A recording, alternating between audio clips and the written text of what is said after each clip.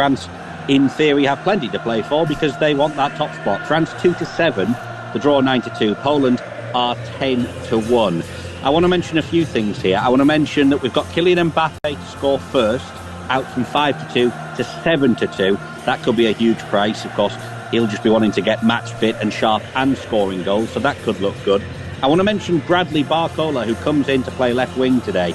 He was superb for PSG last season, and I know that bigger names get the headlines, but I'm really excited to see what he can do. I've put him in a little bet builder, Barcola to score or assist, and Jan Bednarek to be booked for Poland. He got loads of yellows last season for Southampton. Put those two together, it's 5-1, and of course you can get your 25% bet builder boost as well, so that could be well worth a look. And I heard you mentioning N'Golo Kante then, so I'm going to throw one more in the mix.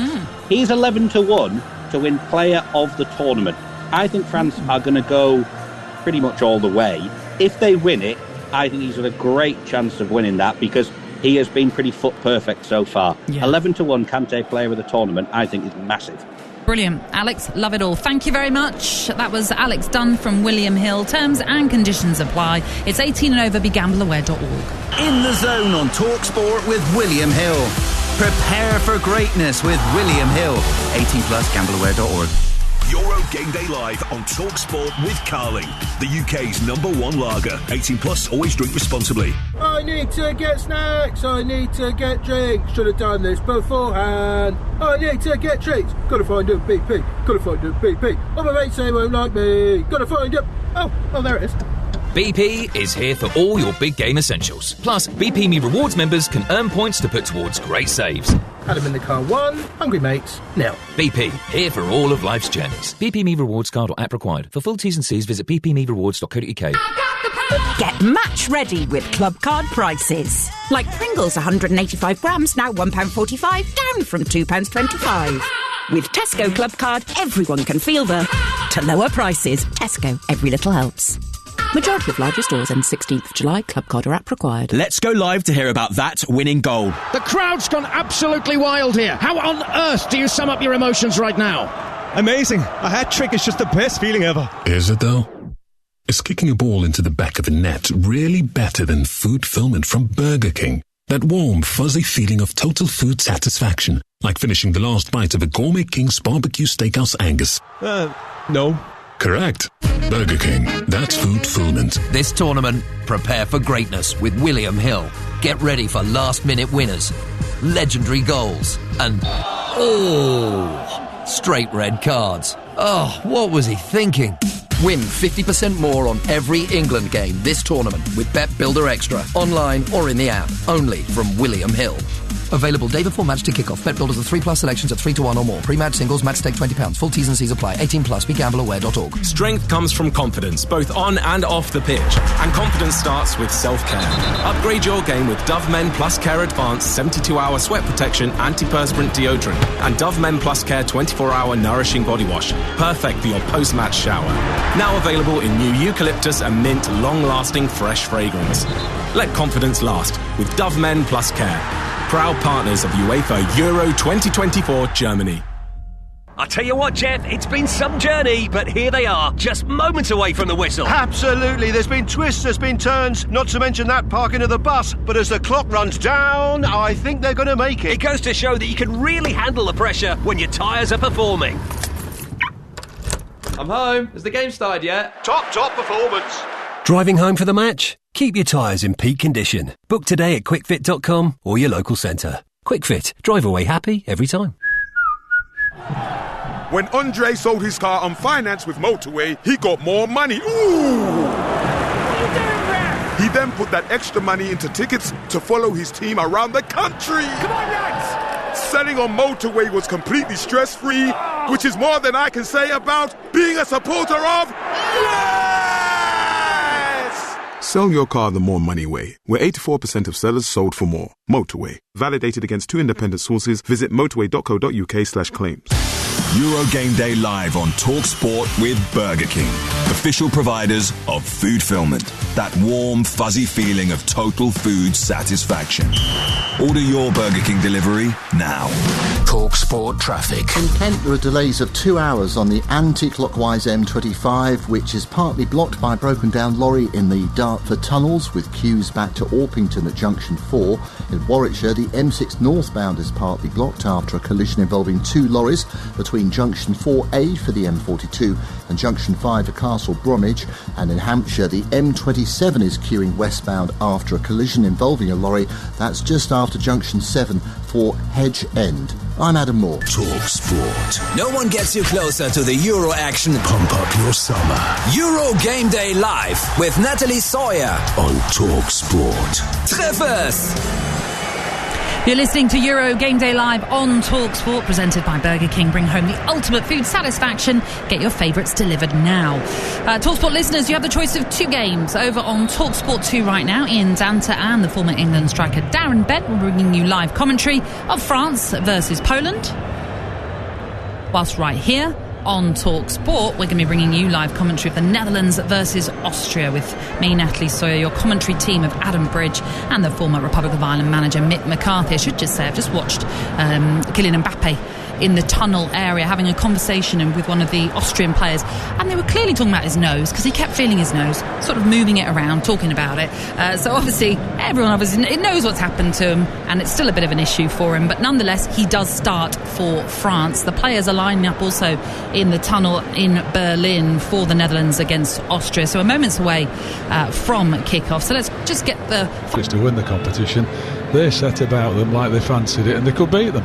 And like you said, but for scoring goals, they've probably got something from it. They are the top scorers in the group, though. We should say that, having put 3 past Poland on match day 2. The Netherlands themselves, they've struggled a little bit to find the back of the net. Memphis Depay, though, 45 goals in 94 appearances when it comes to playing for the Netherlands. How do they get the best out of him today, Mick? Pretty impressive, isn't it, the amount of goals he's got.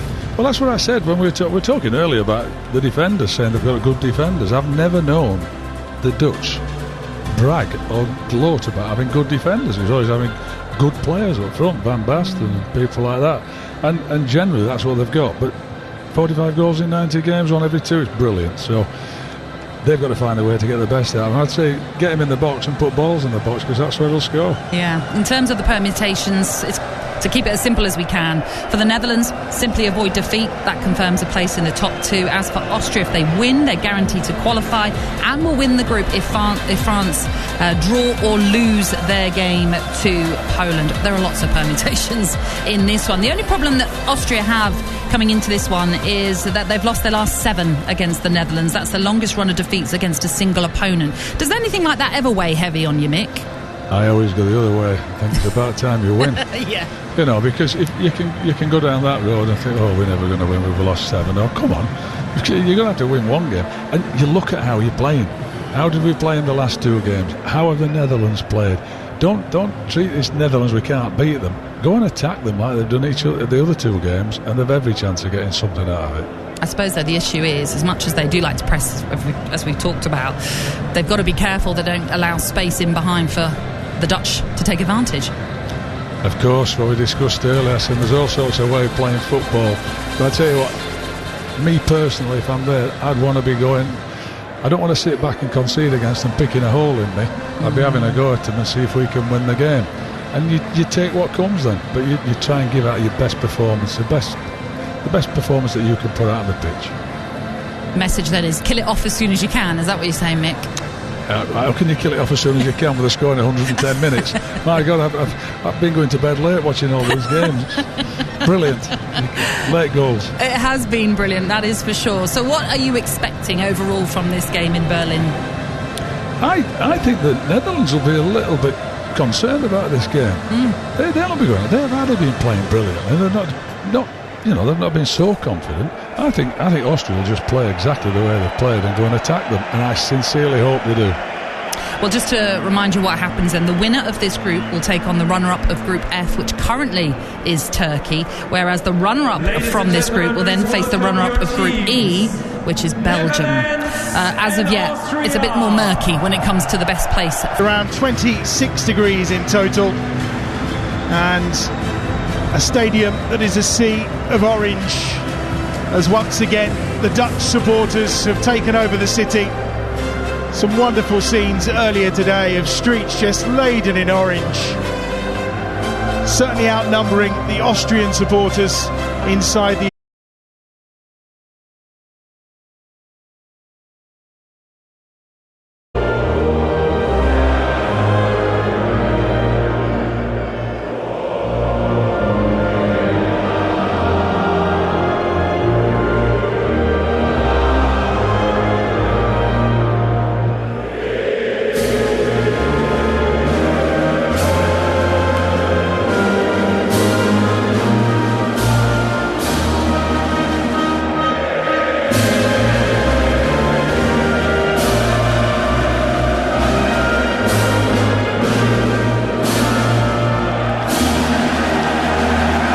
the orange in the stadium, the sign of a Austrian flag. Fire cards being held up by supporters. Please remain standing for the wonderful national rendition anthem of the Austrian national anthem. Wilhelmus is next for the Netherlands.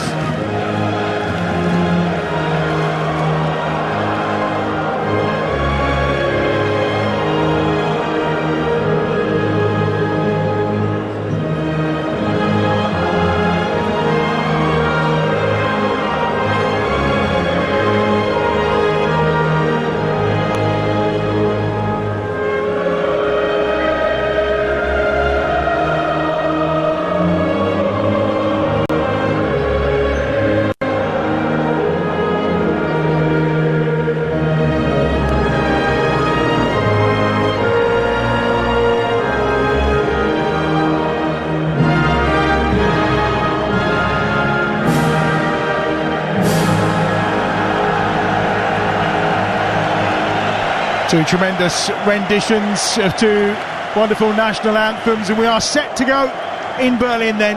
The Netherlands against Austria. A couple of changes for the Dutch then. Ronald Koeman, Dumfries, one of the players who misses out. Simons drops down to the bench as well. So it's Verbruggen in goal. Ake, Van Dijk, De Vrij and Estrada across the back.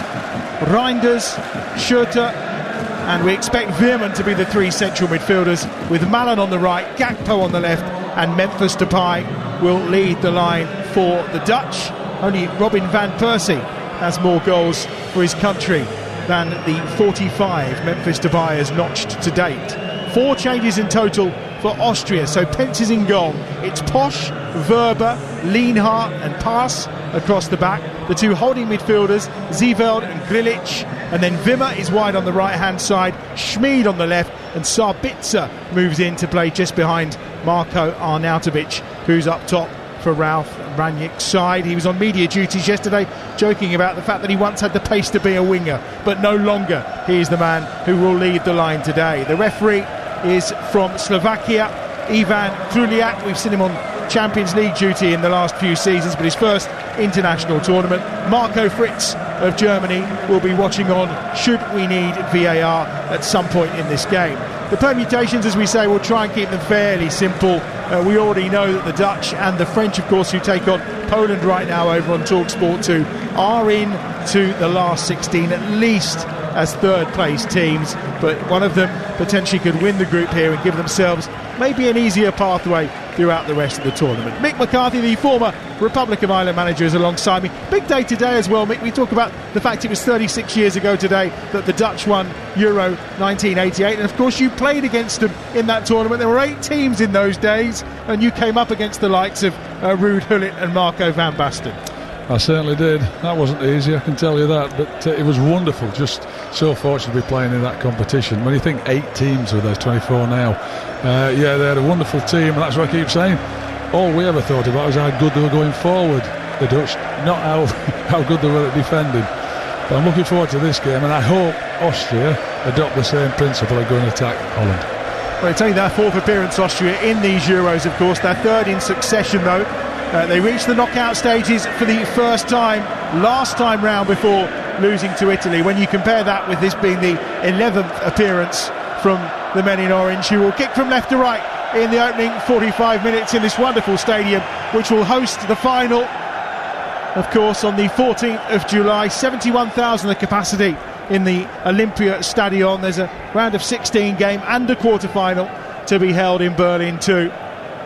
But today the stadium very much overtaken by the Dutch, who have got some defending to do first up here, because it's Austria in possession with Zeewald going back inside his own half to Posch and then to Verber, of course, who is familiar to Leeds United supporters, though he has been out on loan the back end of last season. He's only made 19 appearances in total for Leeds during his time there, and this Austrian side who were so impressive in that victory over Poland. And Ralf Rangnick has done wonders, hasn't he? Absolutely, yes. I've been very impressed with them. I said it's the way they've approached the game. They've really gone at it, closed the opposition down. I was saying I hope they do it today, but are they looking at what they're going to get, the points? If they get a point out of this 4, they're likely to qualify. Do they want to go and win it, or do they just want to qualify? They're going to qualify for the next round. Well, they've only lost 2 of their last 18 games. It's been an impressive performance under Ralf Rangnick. He may have had a torrid time at Manchester United, but he's certainly taken to international management incredibly well. He's not the only one, is he? This is very true. Grilic with possession on halfway, and they'll just work back inside their own half again. Austria, who are all in white this afternoon. And it's Lienhardt on that right-hand side, who gives it forward to Verber. Verber now coming up over halfway, just slips the ball down this near touchline, and an early ball played across, this time at edge of the penalty area, right-hand side, chance to get the shot across towards Arnautovic. It was a pass in the end, I think, probably not the wisest of decisions that time from Romano Schmid. He tried to play it across, but maybe a shot would have been the better option. Well, it's a great move, but the Netherlands have been so passive. They're just sitting back. They've got in behind with one pass. It's a fabulous cross in the box, and sadly there's nobody there just to tap it in, although there were 2 guys trying to get there. Yeah, Alexander Pass was the one with the initial movement and ball out wide to this left-hand side. He did incredibly well. Wimmer's done brilliantly to find Pass again, who swings that to the far post. Too much on it. It's going to curl out of the penalty area and be picked up by Zeewald on that right-hand side, midway inside the Dutch territory. Now forward again, this time on that far touchline by Posch. Now towards the edge of the penalty area, half cleared up to Memphis Depay, who's still sporting that headband, leading the line for the Dutch today. And it will allow Austria to go all the way back to their keeper, Patrick Pence, who's making his 3rd appearance of the tournament. Wasn't sure if he would get the nod as being the first choice. He didn't appear in qualifying at all, but it's a 9th cap for him today. And his long clearance forward allows Austria to attack once more. Yeah, but that's a completely different way of playing that everybody's trying to play now. The full-back Posch was stuck that forward, up to the centre forward, and they've got up behind it and winning it. They've got to throw in their half. So they don't have to be passing through the Netherlands all the time, just to try to pick a hole in them. There's ways and means of getting up the pitch. Just over 3 minutes played. You're listening to Talk Sport. A reminder, France against Poland is live right now on Talk Sport 2. And of course, we're building up to England's final group game from 7 o'clock tonight here on Talk Sport. Adrian Durham will join us from 7. Of course, team news will be out just then. Talk of just one change maybe tonight for England, but that's all to come later. Here, throw to Austria down the right-hand side. Sabitzer trying to flick it forward from about 35 yards out from goal. They'll get another throw on that right-hand side, which Posch will take once more. Short this time into the feet of Grilic. Plenty of movement around that midfield as well from the Austrian side. They are fairly free-flowing in their positioning. Ralf Rangnick is out in the sunshine down below as Verber's ball forward down this left-hand side is cut off and intercepted by the Dutch, but again they don't make much headway, and the game so far all being played in the Dutch half.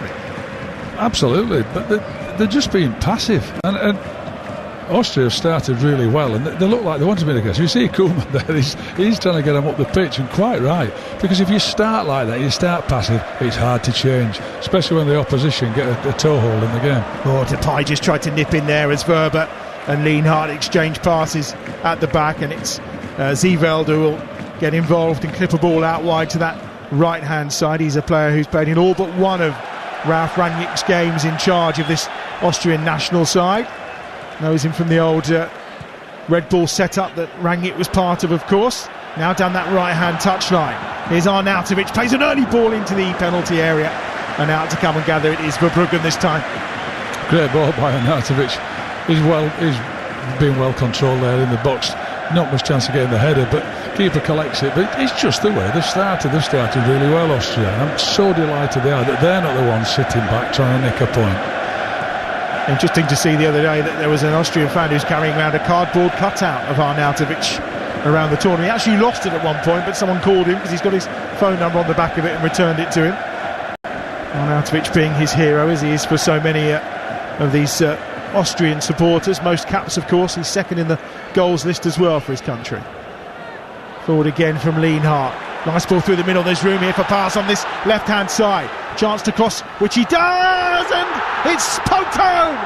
It's an own goal, and it's turned into his own net by Malen. Arnautovic was waiting, but he wasn't required, because Malen, facing his own goal, has finished with a plum, it has to be said. Past Verbruggen and into the back of the net, and with just 6 minutes on the clock, Austria lead. The Netherlands 0, Austria 1. I love it. They've started really well. I mean, they've got so much room there, despite the sound of sitting back. This is a great. I just love the fact of putting balls in the box, because when you put balls in the box, it can be one of your own players or one of the opposition put it in. Actually, wasn't the best ball that he put in. It's just the fact that Malen's coming back and got his toe end on it and put it past his goalkeeper. Good finish, that, isn't it? Not if you're a defender, no. I had a few of them. Well, you'd be proud of that. The Austrians in front here. No surprise they've scored early. That's the 6th time in their last 7 matches they've scored inside the first 10 minutes of a game. And of course managed that one after 6 seconds against Slovakia back in March. They've had a dreadful start, the Netherlands. It's been so poor. They've sat back. Austria have started well, really on the front foot, and got what they deserved. I mean, I know it's an own goal, but nevertheless they've been behind them twice and put 2 great crosses in the box. One ends up with an own goal. Well, where this stands at this moment in time, of course, that would put Austria up onto 6 points and the 2 victories as things stand, and they would be going through as group winners if it stays the same. But we are only 7.5 minutes in here, and the Dutch, well, I don't even think they've started yet. I think they're still waiting for the first whistle. No, and it's hard to change it. It's hard to change the narrative here, like when they start like that, and Austria on top of them. Arnautovic inside the penalty area, right-hand edge, closed down, and it's cleared by De Vrij this time, and into touch on that far side for what will be a throw-in to the Netherlands, and a chance for them to clear their lines from the edge of their own penalty area. Yeah, just short of 8 minutes gone, Adam, but it sets the benchmark, this. It sets the benchmark for the performance. 7th own goal at this Euros. I've been listening about England fans complaining about how they've played. Let me tell you, the Dutch won't be letting them off lightly either. They'll be giving it out to them.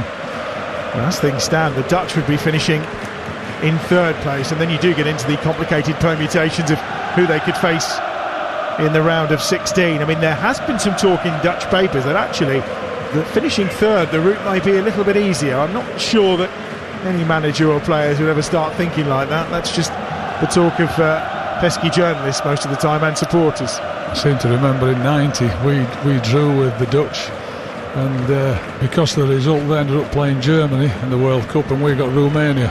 We went through and they didn't. Former Republic of Ireland manager, of course, Mick McCarthy, alongside us for this one. A man who's got plenty of international experience as a player and as a manager. Almost 9 minutes played. Netherlands 0, Austria 1. Still goalless between France and Poland over on TalkSport 2 right now. That's better from Schutten. It's done really well. Ball lifted forward out wide to that left-hand side by the Dutch. Gakpo's just going to nod that down inside the penalty area. Chases on, and going after that to try and win possession was Reinders. It's back again on that left-hand side for the Dutch on the charge towards the edge of the penalty area. Ball breaks to this right-hand side with Strada, just giving it wide once more to Malen, the unfortunate scorer of that Dutch own goal. And his ball into the penalty area, easily cleared, and Virgil van Dijk will pick it up at the edge of the centre circle. Yeah, the long ball, if Arnautovic gets isolated up there against Van Dijk, I don't think he's going to be chasing too many balls into the corners. First own goal in Euro history for the Netherlands, and it goes to Daniel Malen, who gets his first start of the tournament today on this right-hand side. Not the best opening 10 minutes for him so far. You're listening to Euro Game Day Live on TalkSport. Netherlands 0, Austria 1. And the Dutch try to pick up possession in the centre circle, but Sabitza's got it. Tries to set Arnautovic away down this left-hand side, but too much on the initial pass and out for a throw on this near touchline for the Netherlands midway inside their own half. Netherlands need to get the ball and get some possession and settle down a bit and just keep it off Austria, because Austria are still chasing them and harrying them and closing them down, and if they do, they've got the ability then to keep hold of the ball and pass it through them. Just calm down, create some chances of their own, but keep possession for a while. Not the best back pass in the world that time from Philipp Lienhardt, but it's easily dealt with in the end, and it will be a throw on this near side for Austria. It's about 10 yards short of halfway. We mentioned there's 3 of the starting 11 who are walking that tightrope of already having been yellow carded in the competition, so a yellow card today would mean they would miss any potential round of 16 tie. Similar problem for the Dutch, but only a couple of players. Veerman and Schutter are the two who have yellow cards already.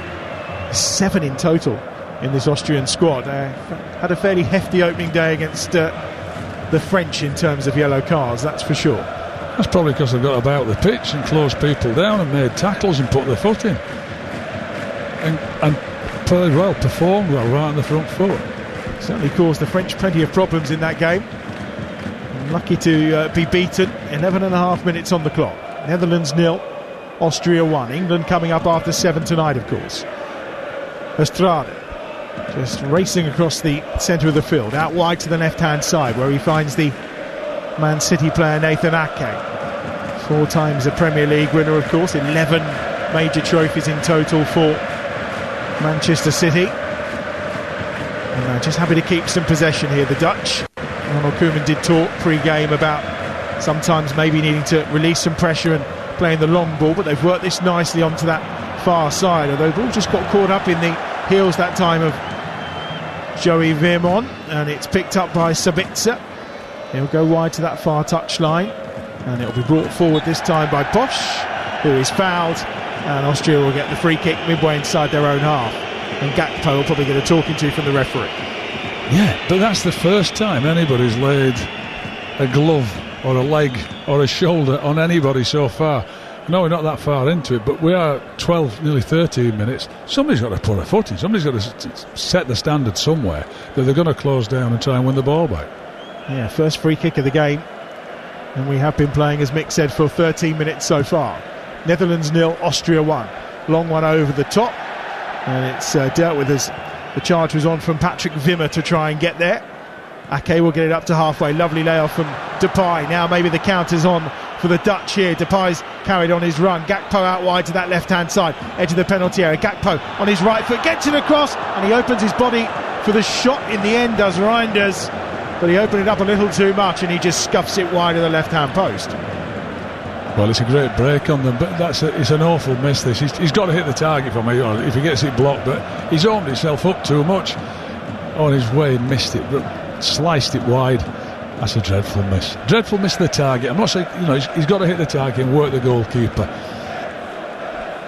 Man from Milan, Tijani Reinders, scored a goal against Scotland in March. His only international goal so far in that thumping win against the Scots 4-0 in one of the last warm-up games for the Euros, of course, as Arnautovic does brilliantly just to hold the ball and fight off a couple of Dutch challenges, and then allows play to be set up here for Grilic, and then wide down this left-hand side, Alexander Paas, who gets it forward again, and Wimmer had just made a run inside, and Sabitza's played the ball down into the channel on the left-hand side, whereas Wimmer on that occasion had made the run towards the edge of the penalty area. Yeah, Sabitza's telling him where he wanted to run, where he thought he was going to run. Unfortunately he didn't, he got the pass wrong.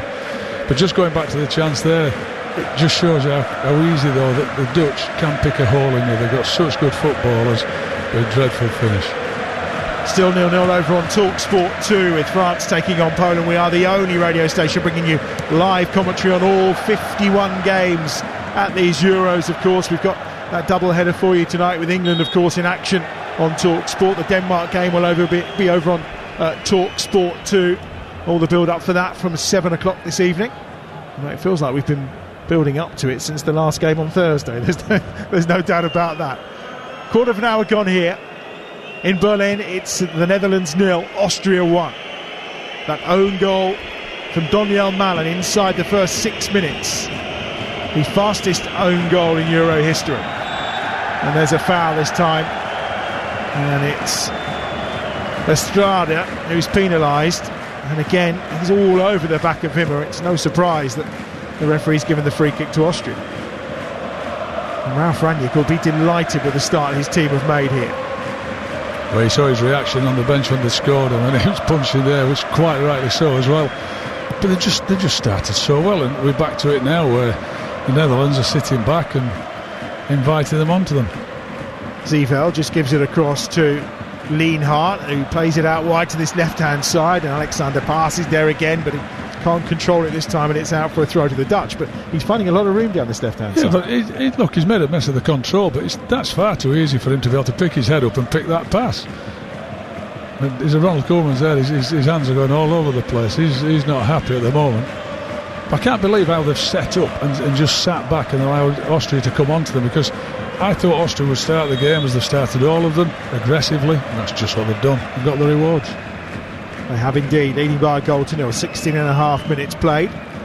This Austrian side finished second in Group F behind Belgium in qualification. In fact, they only lost one game. That was by 3 goals to 2 to Belgium in Vienna. Decent warm-up.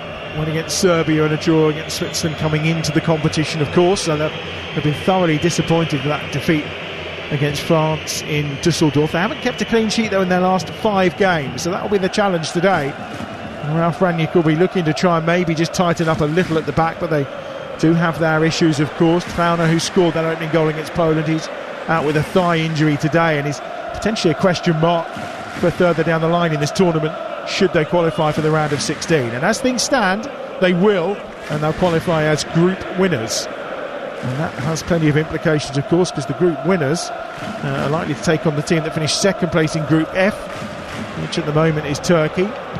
Could end up being Czechia, depending on that final round of games there. Portugal, of course, already qualified as group winners. Here come the Dutch on the attack towards the edge of the penalty area again. Out wide on that left-hand side is Gakpo. Malen had worked hard to just try and keep hold of possession. And now there'll be more bodies arriving in orange down this right-hand side to Vrij. Gives it out wide on this near side to Estrada. They go back inside their own half with De Vrij and Van Dijk again in the centre circle. Pressure's on as the Austrians look to close them down. As they do, they hunt him back, and they hunt well, and they've won the ball back. Arnautovic with a flick. Sabitzer inside the centre circle for Austria, forward down that right-hand side. He's looking for some support, which they get in the form in the end of Zeeveld, and they have it again inside their own half, but the press was good. And Lienhart will now go back all the way to the keeper, Patrick Pence, away to our right-hand side. Austria in a great shape. You said the press was good. They're kind of passive for a while. You know, Netherlands have got the ball, it's playing in front of them, and then soon as there's a loose pass, they go. And they all went together and they won the ball back. They are well drilled. It's great to watch. Well, they're 1-0 up here after 18.5 minutes without actually having had a shot so far. Grilic in the centre circle. He finds Zeeveld, who is alongside him. Now the charge is on down that right-hand side for Schmid. Schmid's still there, gets it back from Posch, 25 yards out from goal. Zeeveld. And again, it's on the right-hand side, Posch. Happy to keep possession here.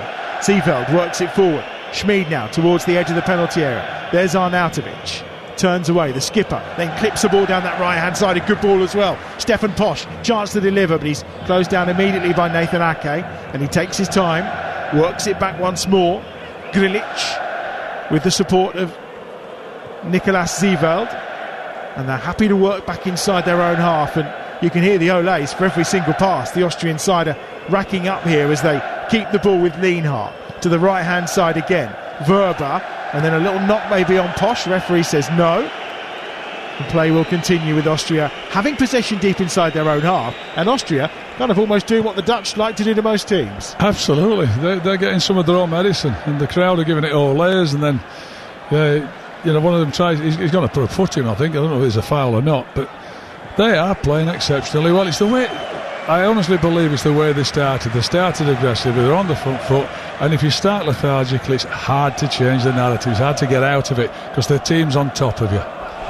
20 minutes gone. You're listening to Euro Game Day Live on TalkSport, presented by Carling, the UK's #1 lager. 18 plus, please drink responsibly. It's the Netherlands 0, Austria 1. It means Austria are winning the group. Netherlands currently dropping down to 3rd in the table. They will qualify, of course, and France, because they are still held 0-0 against Poland, will finish 2nd in the group. That's as things stand. Long way to go. Not even reached the midway point of this first half. That early own goal, though, from Malin is what separates these two sides. And the Austrian supporters, they may be less in number, certainly making more noise than the Dutch right now. Ake has it deep inside his own half, and all they can see in front of them is a wall of white shirts. Van Dijk looks to try and break out on this near side with a pass to Estrada, and it's picked up again for Austria, and they have it back. Arnautovic, left hand side, midway inside the Netherlands territory, looking for support. Schmid towards the edge of the box, looking for Wimmer, but Wimmer was just held up and the pass was away from him, and it's safely in the arms of Bart Verbruggen away to our left hand side. The Netherlands are they're moving the ball around slowly. I thought it was Van Dijk's pass there. He chipped it into the middle of the park, and as soon as it slows it down, the Austrians have gone and nicked it back again. And but for the poor pass at the end, they'd have had a chance. The Austrians have 16 of their squad playing at their first ever Euros. They look fairly comfortable and accustomed to the environment. These tournaments are probably the best time, aren't they, for international footballers? Amazing. They really are.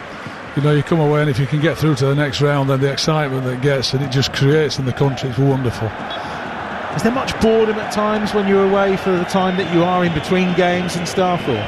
Yeah, of course there is. It's, you know, you spend a lot of time in your room, you spend a lot of time, you can't do anything. If you're away in the sunshine, not going sunbathing and swimming, you're resting, you're relaxing, you're training, and you try and create things that you can do, but there's a fair amount of boredom there. Well, you say that. Ralf Rangnick took the Austrian players for a walk on Sunday and said to them, if you want to, go for a dunk in the lake, you're more than welcome, and a fair few of them decided to. Oh, brilliant. Yeah, well, we've done that as a team, that's for sure. A little bit of team bonding. He said it can often be quite boring, and you are training every single day, so therefore sometimes you just need to let your hair down. Midway point of the first half on TalkSport. Netherlands 0, Austria 1. Lovely ball slipped through inside the penalty area. Malin with a chance. Oh, he's put it wide. Left-footed shot from around 12 yards out, and he skewed it beyond the left-hand post. We surely should have been hitting the target there. It's a terrific opportunity for the Dutch to draw themselves level, and the man who scored the own goal had a chance to redeem himself, but it's a wasted opportunity. It was the touch from Depay that set it up, but considering his finish with the first goal, his own goal, that is truly awful. That he's not done anything. He's just, what do we say, sclaffed it. He's never dinked it over the keeper. He's missed it completely, and Austria have got away with one there, I have to be honest, which is a great chance. It really was. It's like you say, that the finish for the own goal was quite stunning. That was not the best of shots. He just scuffed it wide in the end with his same left foot. A warning to Austria, because they've just picked a hole in them there, and really it should be 1-1. Great chance. Almost 24 minutes played. Netherlands 0, Austria 1. The thoughts of the former Republic of Ireland manager Mick McCarthy. As the Austrians, some of them are very well dressed up for a 26-degree heat for sure. Some have dispensed with their shirts. Some look like they're in brass band uniforms. Maybe to keep some of the heat off them. Cody Gakpo's gone down there just over halfway, and that's going to be a free kick to the Dutch. You say about for us, how good is it to be there in a tournament? It is for the fans as well.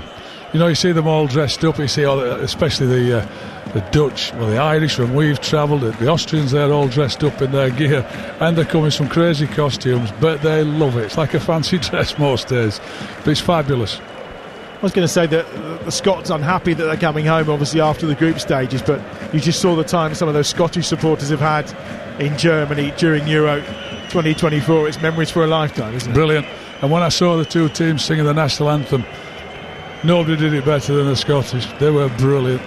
Lovely to hear.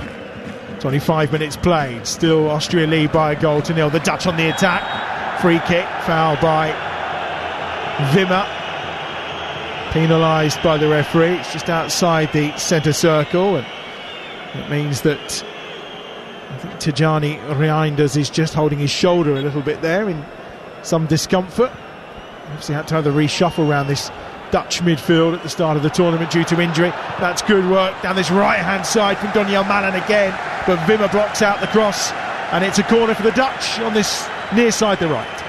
It's a great block by Wimmer, that actually, because Malen's beaten his other opponent. All ends up there, just a leg over the ball and gone to the byline.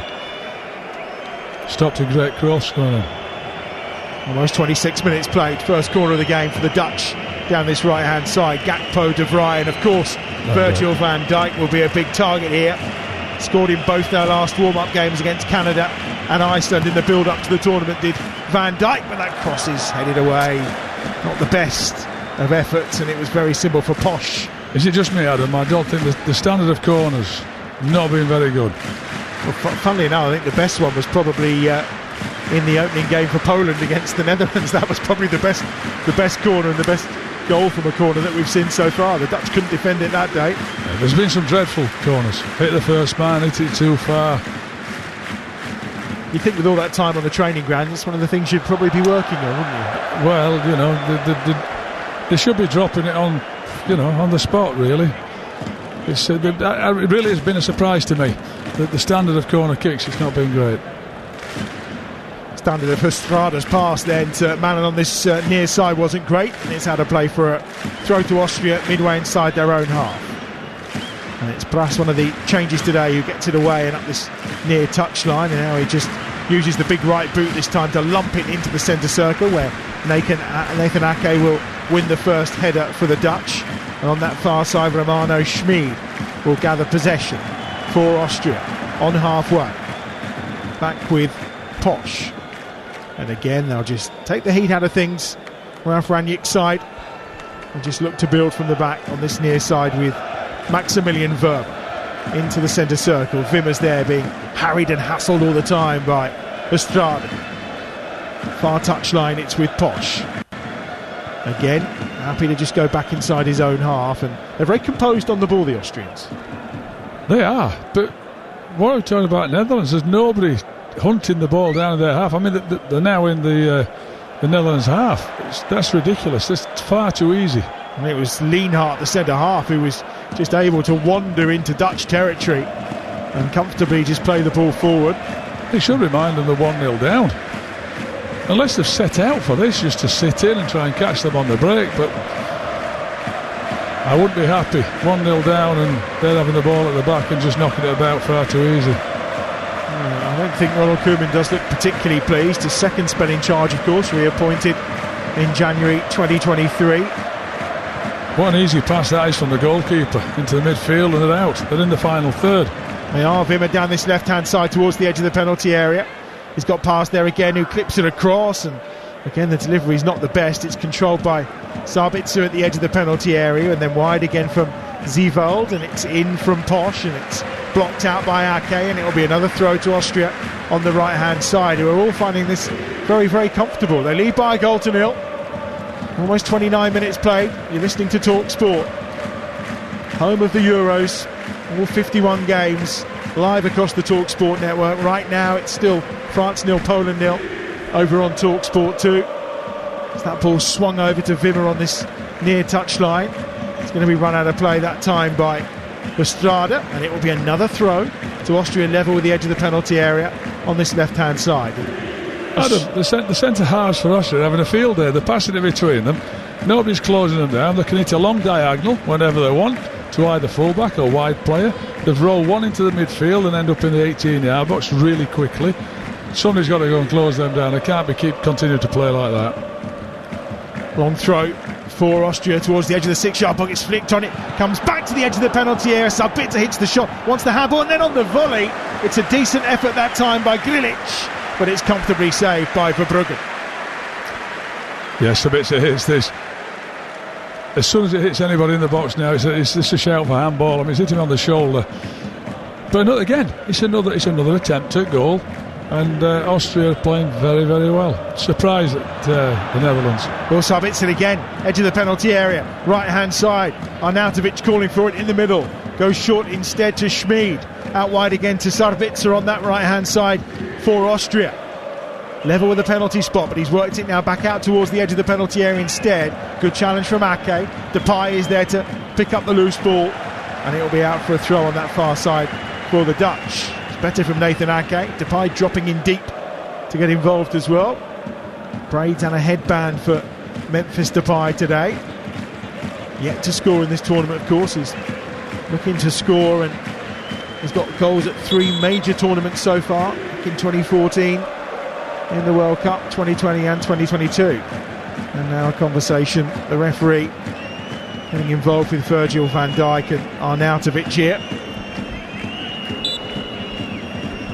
This throw is going to be taken on that far side. Van Dijk looks quite frustrated. I suspect he's not just frustrated with the referee in that instance, but particularly frustrated with the rest of his Dutch teammates so far. I wonder why the referee chose to go and speak to Van Dijk when they were taking a throw in the left back position. I don't know if he was having a bit of a ruck with Arnautovic or what, I don't know what it was. Almost like telling him to get on with it. He wasn't happy anyway, Van Dijk. There's Gakpo on that far side, but Depay has been fouled in the process of winning that ball and flicking it on to Gakpo, and that will be a free kick. It's the first yellow card of the game as well, and it's gone to Stefan Posch. He's not one of those who would miss a round of 16 tight, but his name is into the book of Ivan Kravliak, and it was for an innocuous challenge on Memphis Depay. It wasn't for very much, was it? No. That's the level of booking, then we could be in trouble a little bit later, that's for sure. Some of the bookings they get are ridiculous now, they really are. How long were you lasted, Mick? 10 minutes? 15? Well, I have the record, don't I, in 1990 for the most fouls in the World Cup, and didn't get booked. Which is quite remarkable. Adam, I foul people gently, you know that. I was a sensitive soul. I've seen some footage from when you were playing up north in Scotland. There was nothing gentle about that. Here's Memphis Depay towards the edge of the penalty area for the Dutch, just trying to keep possession of the ball, which he does well. We're going to see Xavi Simons, so I think Ronald Koeman has maybe seen enough here so far, as Wimmer tries to break out, and that's a poor first touch that time, and losing possession of the ball for Austria was Arnautovic, and well, Estrada is banging the floor, and there's another yellow card. This time it's gone to Patrick Wimmer, and that means Patrick Wimmer will miss the round of 16 tights, his second yellow card of the competition.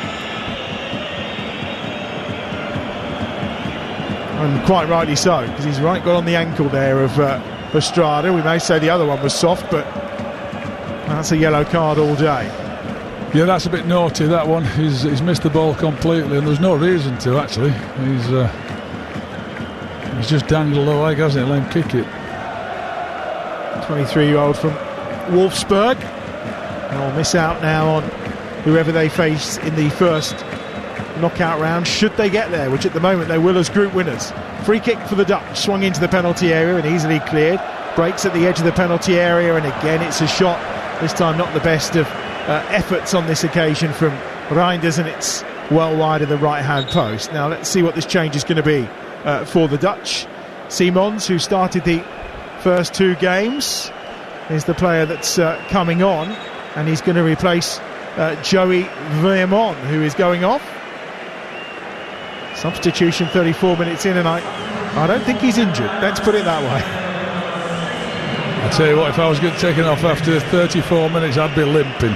So everybody thought I was injured, because that's what you do at the very least, isn't it? Shake of the head, no surprise. Wow.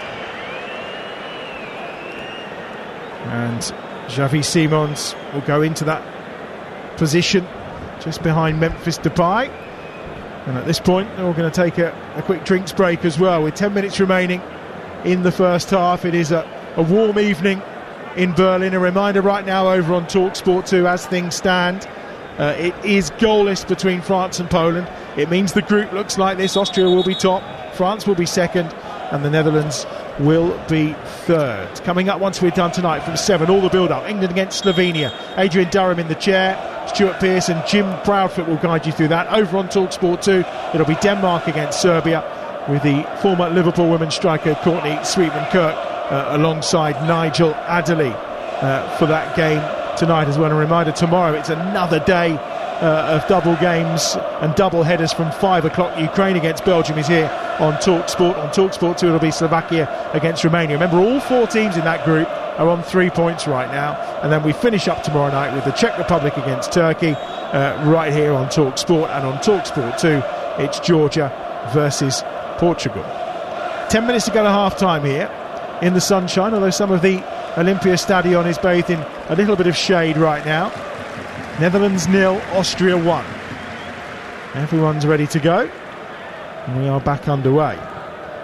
And it's Herstrada clearing it to halfway, but Austria pick it up again, and it's at the feet of Grilic, who does really well to escape a couple of challenges. Grilic out wide to this left-hand side, where Arnautovic has it, looking to cut onto his right foot. He's happy to fight and just try and win possession of that ball, Arnautovic, which he does, and then looks to lay it back to Wimmer, and that's hit the referee about 10 yards outside the Dutch penalty area. He says play on, because Austria have gathered possession. Ball into the box, Ake's across and has to clear it, and it'll be a corner on this left-hand side for the Austrians.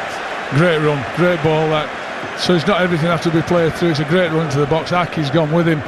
They nearly made a mess of it between Ake and that. Ake's dealt with it in the end. Goalkeeper come in, and I think he may have missed it.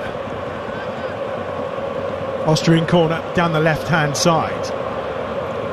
Just over 8 minutes remaining in this first half. You're listening to Euro Game Day Live on TalkSport. Here's the corner from this near side. What kind of damage can they do inside the box? Can we see a better delivery? We saw the Dutch. They've gone outside the box. Sabitzer drills one! And Verbruggen goes down low to his left-hand side and makes the save. It's kept alive. Sabitzer again towards the edge of the penalty area. The first shot comes in from Grilic, bounces around, keeper's lost it, Arnautovic is there, Arnautovic goes down.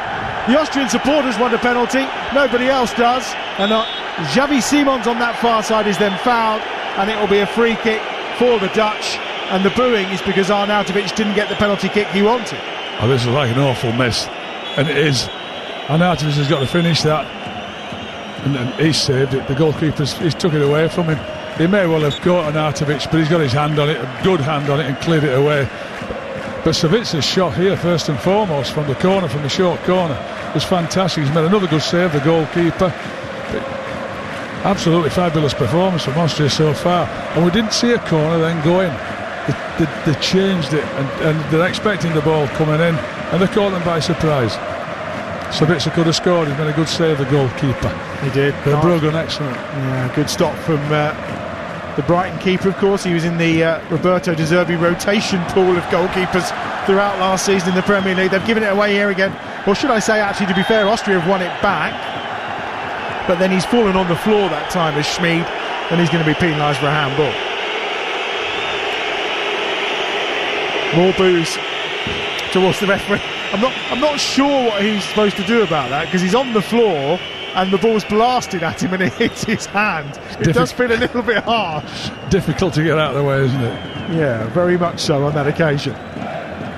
Away to our left-hand side. The ball is picked up nicely by the Dutch at the edge of their own penalty area. They'll look to try and bring it forward again towards halfway. Decent run this time, and with a bit of purpose that time by Reinders, but now he's given it away. And here's Wimmer towards the edge of the penalty area, drives the shot. It's blocked at the edge of the D and cleared again for the Dutch, who will try and bring it forward now down that left-hand side with Gakpo. Now into a dangerous area. He's taken down by Philip Lienhart. Not going to get booked this time though. It'll just be a free kick for the Dutch on that far side. Now, I am surprised at that he's not getting booked, because they're on the break. They're in the attacking moment. If he gets past him, they're right down down the throat of the goals. And he doesn't give. That's amazing that some of them get booked for and some of them don't. Some strange decisions. And there's me saying, I don't like people getting booked, but that one should be.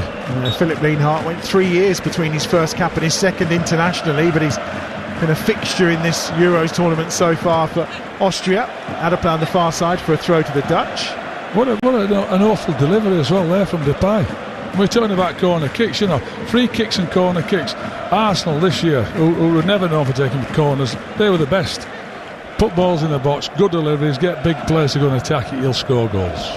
You're listening to Euro Game Day Live on Talk Sport, presented by Burger King. Bring home the ultimate food satisfaction. Get your favourites delivered now. 5 minutes to go to half-time. Netherlands 0, Austria 1. Over on Talk Sport 2, it remains 0-0 between France and Poland. It means Austria are topping the group right now. Down this right-hand side, it's Malen who scored the own goal, which separates these two sides. Brilliant. Cuts into the box, pulls it back. Right-footed shot is driven in and comfortably blocked this time round. Shooter with the effort on goal, but it easily blocked, not enough power in it. And Arnautovic will try and win a header, but loses out again, and forward they come once more. Reinders down this right-hand side. No flag at the moment as Gakpo crosses to Depay, and it's cleared off the line, but you expect maybe the flag's going to go up. The referee says yes, it was offside, but play on. Yeah, it was way offside. I've got my hand up here, defender. I recognise offside when I see it, even if it's not. But the chance before that is that Malen's got past the fullback. Was it Prass who got past? Really good chance. Fullback should do better, but you know, great bit of play by Malen.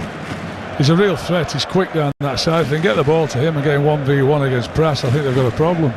Yeah, you'd have thought Jordi Schouten may have had a better effort on target, but it was well blocked by Austria, who lead by a goal to 0. 3.5 minutes remaining in the first half, plus, of course, time to be added on. Van Dijk with a towering header from in the centre circle. Knocked back into the Dutch half, and Sabitzer then just tries to turn and get away on this near side, but thought he'd gone out of play, but De Vrij did well there on this occasion. And now with possession is Florian Grilic, who's seen plenty of the ball for Austria in the opening exchanges of this game. He's got it now inside the centre circle. He goes back to Lienhart, who's got Verber alongside him. They're about 20 yards outside the Austrian penalty area, away to our right-hand side. And in the end, it's back with Patrick Pence, who will take his time before clearing here for this Austrian side, who I'm guessing he'll be quite happy to get in 1-0 at half-time. I would think so, yeah. I think they'll be delighted with the performance. I think they'll be surprised at how dominant I think they've been.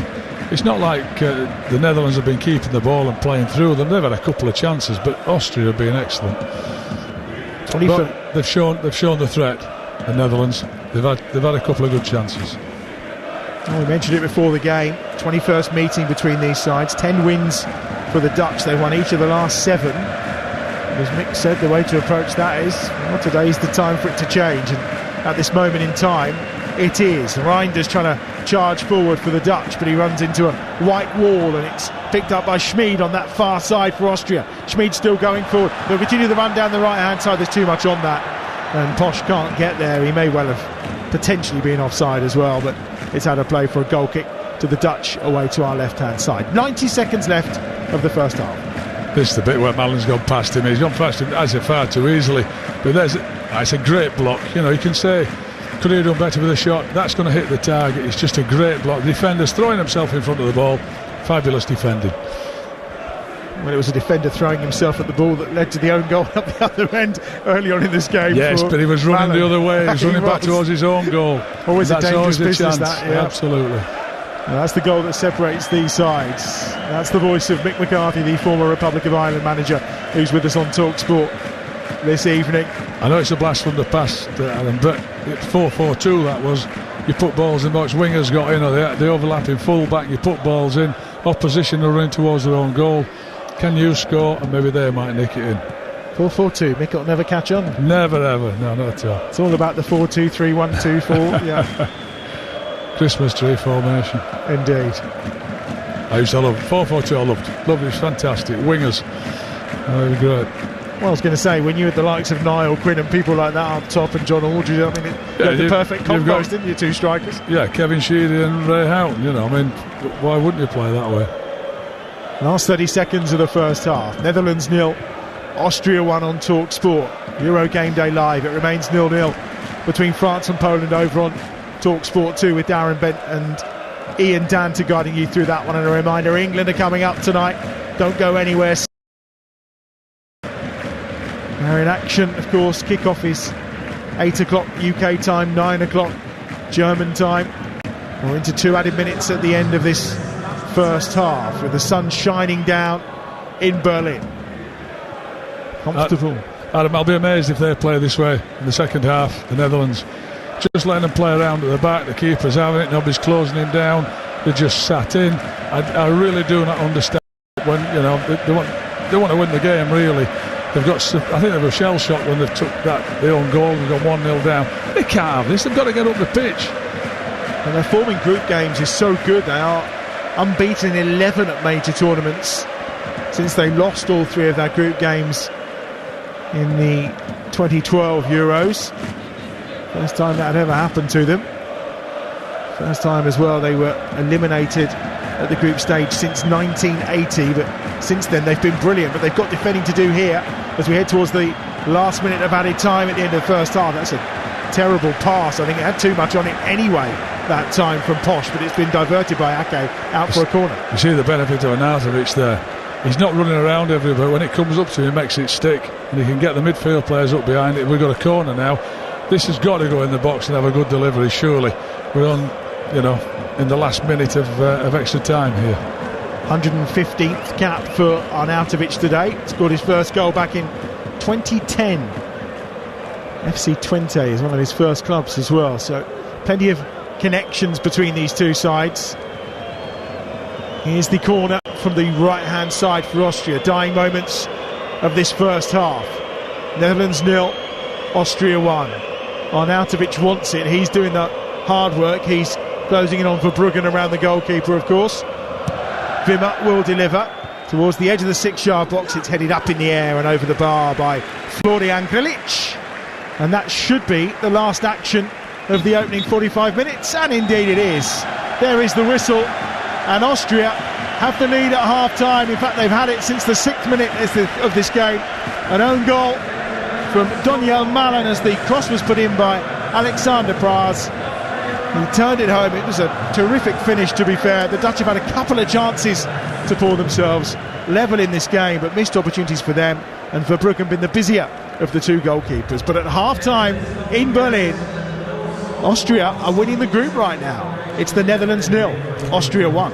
Adam Bridge, thank you very much. Yes, indeed, this might well be a turn-up for the books. Not necessarily this result, but the way this group may well be finishing up, because it being goalless as well in the other game between France and Poland. As Adam was telling us, Austria leading by 1-0 now at half-time, are 45 minutes away from topping this group. They are on 6 points, followed by France on 5, the Netherlands on 4. And if England were to win their group, the way things are working out right now, it would mean that the Netherlands would be the team that they face in the last 16. So that'll be interesting as we build up to that game a little bit later on. But let's get the half-time thoughts then from the former Republic of Ireland manager Mick McCarthy, who I think I should name Gentle Fowler, as I heard him say in commentary a little bit earlier on. Mick, your thoughts then on that first 45. Austria, fantastic. They just came firing out from the blocks, didn't they? I appreciate that nickname, Natalie, but I don't think anybody will recognise me by calling me that. No, maybe not. Well, I said beforehand, Austria do exactly the same as they've done in the other 2 games, which was to approach it very aggressively and get at the Netherlands.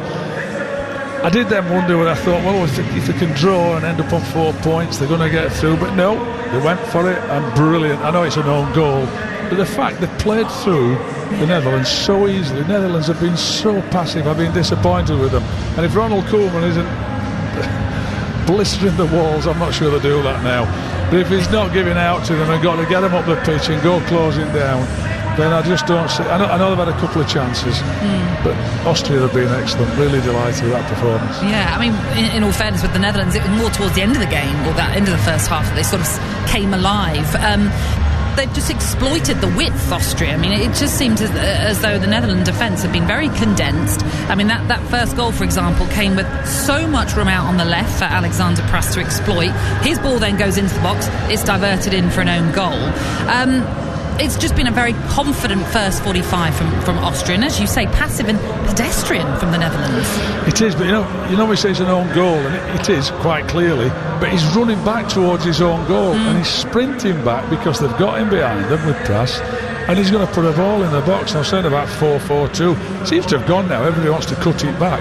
You put the ball across and people are running back, you've every chance of one of the defenders putting it in the net. But the Netherlands have been so passive. Yeah. I can't believe.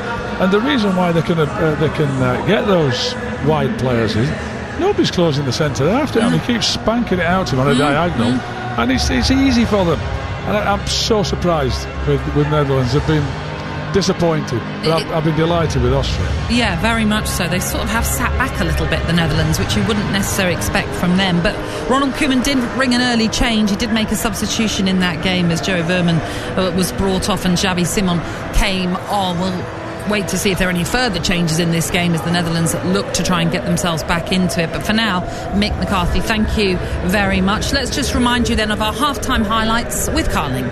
Half-time highlights on TalkSport with Carling, the UK's #1 lager. 18 plus, always drink responsibly.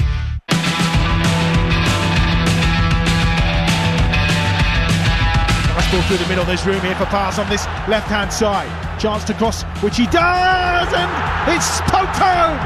It's an own goal, and it's turned into his own net by Mallon. It's just the fact that Mallon's coming back and got his toe end on it and put it past his goalkeeper. Good finish that, isn't it? Not if you're a defender, no. I had a few of them. First own goal in Euro history for the Netherlands. Sabitzer drills one, and Verbruggen goes down low to his left-hand side. Sabitzer again towards the edge of the penalty area. The first shot comes in from Grilic, bounces around, keeper's lost it. Arnautovic is there. Arnautovic goes down. The Austrian supporters want a penalty. Nobody else does. So a reminder then, it is Austria that lead by a 0-0 at the break in this game in Berlin. That was the half-time highlights. Thanks to Carling. It's 18 and over. Please do drink responsibly. Half-time highlights on TalkSport with Carling, the UK's #1 lager. 18 plus, always drink responsibly. And in the other game, over on TalkSport 2, coming from Dortmund, it's currently goalless between France and Poland, but both sides have had huge chances. Dembele to his right, slips in Dembele, head to the 6-yard box, great save, Skorupski. Great save from Skorupski, but really poor finish from Dembele. Zielinski down the left-hand side of the box, crosses to the far post, Lewandowski heads wide, he wants a corner, it's not been given. Do you know what, I think it's good defended from Saliba. On a plate from Zielinski's left foot, but wide of the target. 0-0, goes infield to Mbappe, now Barcola, Mbappe takes over, great save by Skorupski, just turns it round. Good play there from Bradley Barcola on the half turn, and Mbappe using that pace, 5 yards, wow.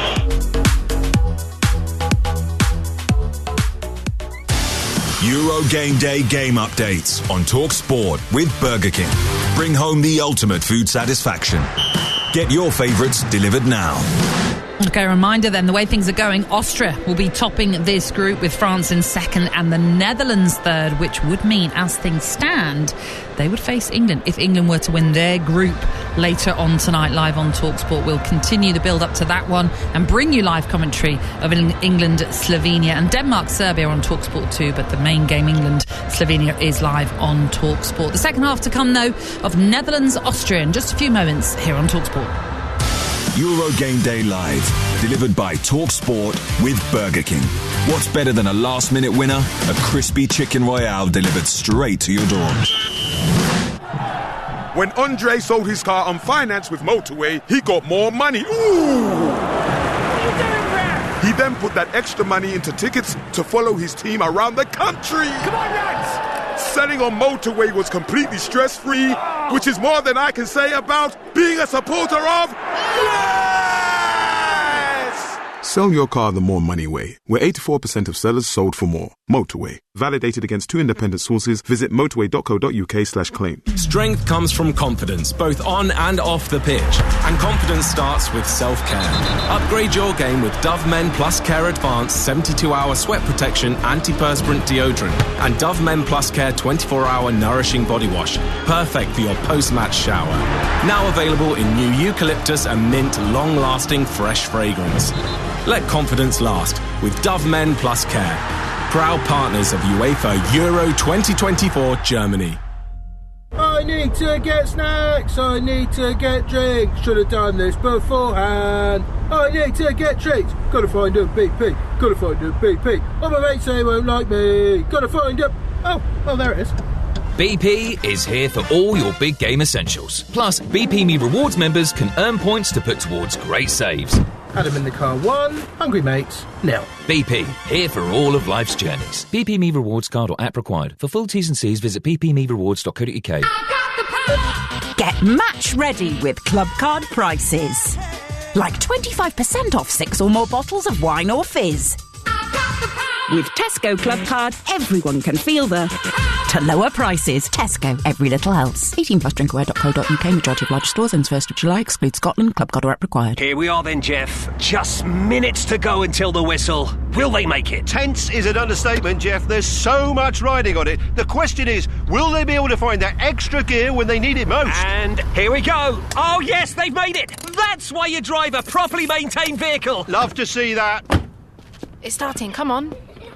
Make sure your journey to the match is a smooth one. Book a free vehicle safety check today at quickfit.com or your local centre. QuickFit. Drive away happy every time. Let's go live to hear about that winning goal. The crowd's gone absolutely wild here. How on earth do you sum up your emotions right now? Amazing. A hat-trick is just the best feeling ever. Is it though? Is kicking a ball into the back of the net really better than food fulfillment from Burger King? That warm, fuzzy feeling of total food satisfaction, like finishing the last bite of a Gourmet King's Barbecue Steakhouse Angus. No. Correct. Burger King. That's food fulfillment. This tournament, prepare for greatness with William Hill. Get ready for last-minute winners, legendary goals, and... straight red cards. Oh, what was he thinking? Win 50% more on every England game this tournament with Bet Builder Extra, online or in the app. Only from William Hill. Available day before match to kick-off. Bet Builders of 3+ selections at 3-1 or more. Pre-match singles, match stake £20. Full T's and C's apply. 18+. BeGambleAware.org. Euro Game Day Live on TalkSport with Carling, the UK's #1 lager. 18+, always drink responsibly. TalkSport. Der Fußball from Deutschland. How about that? Licensed broadcaster of UEFA Euro 2024 Germany. Euro Game Day Live with Natalie Sawyer on TalkSport. Treff es! Welcome back to Euro Game Day Live. With me, Natalie Sawyer, Adam Bridge even, and former Republic of Ireland manager Mick McCarthy as we bring you live commentary of the Netherlands versus Austria. It's Austria who 1-0 up at the break, which means, with other results going their way, they are topping Group D. France-Poland in the other game, live on TalkSport 2, currently goalless. We'll get more thoughts of the commentary team in just a moment, but let's take you to the latest odds, all thanks to William Hill. In the Zone on TalkSport with William Hill. Prepare for greatness with William Hill. 18+, gambleaware.org.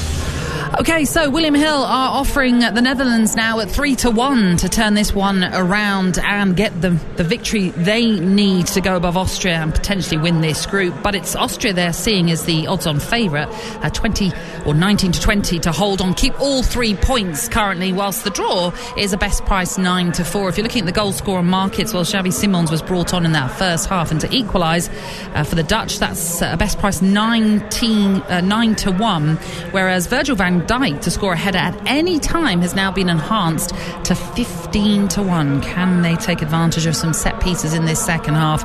15-1 then you can get on Virgil van Dijk to score a header at any time. That was a look at the latest odds, all thanks to William Hill.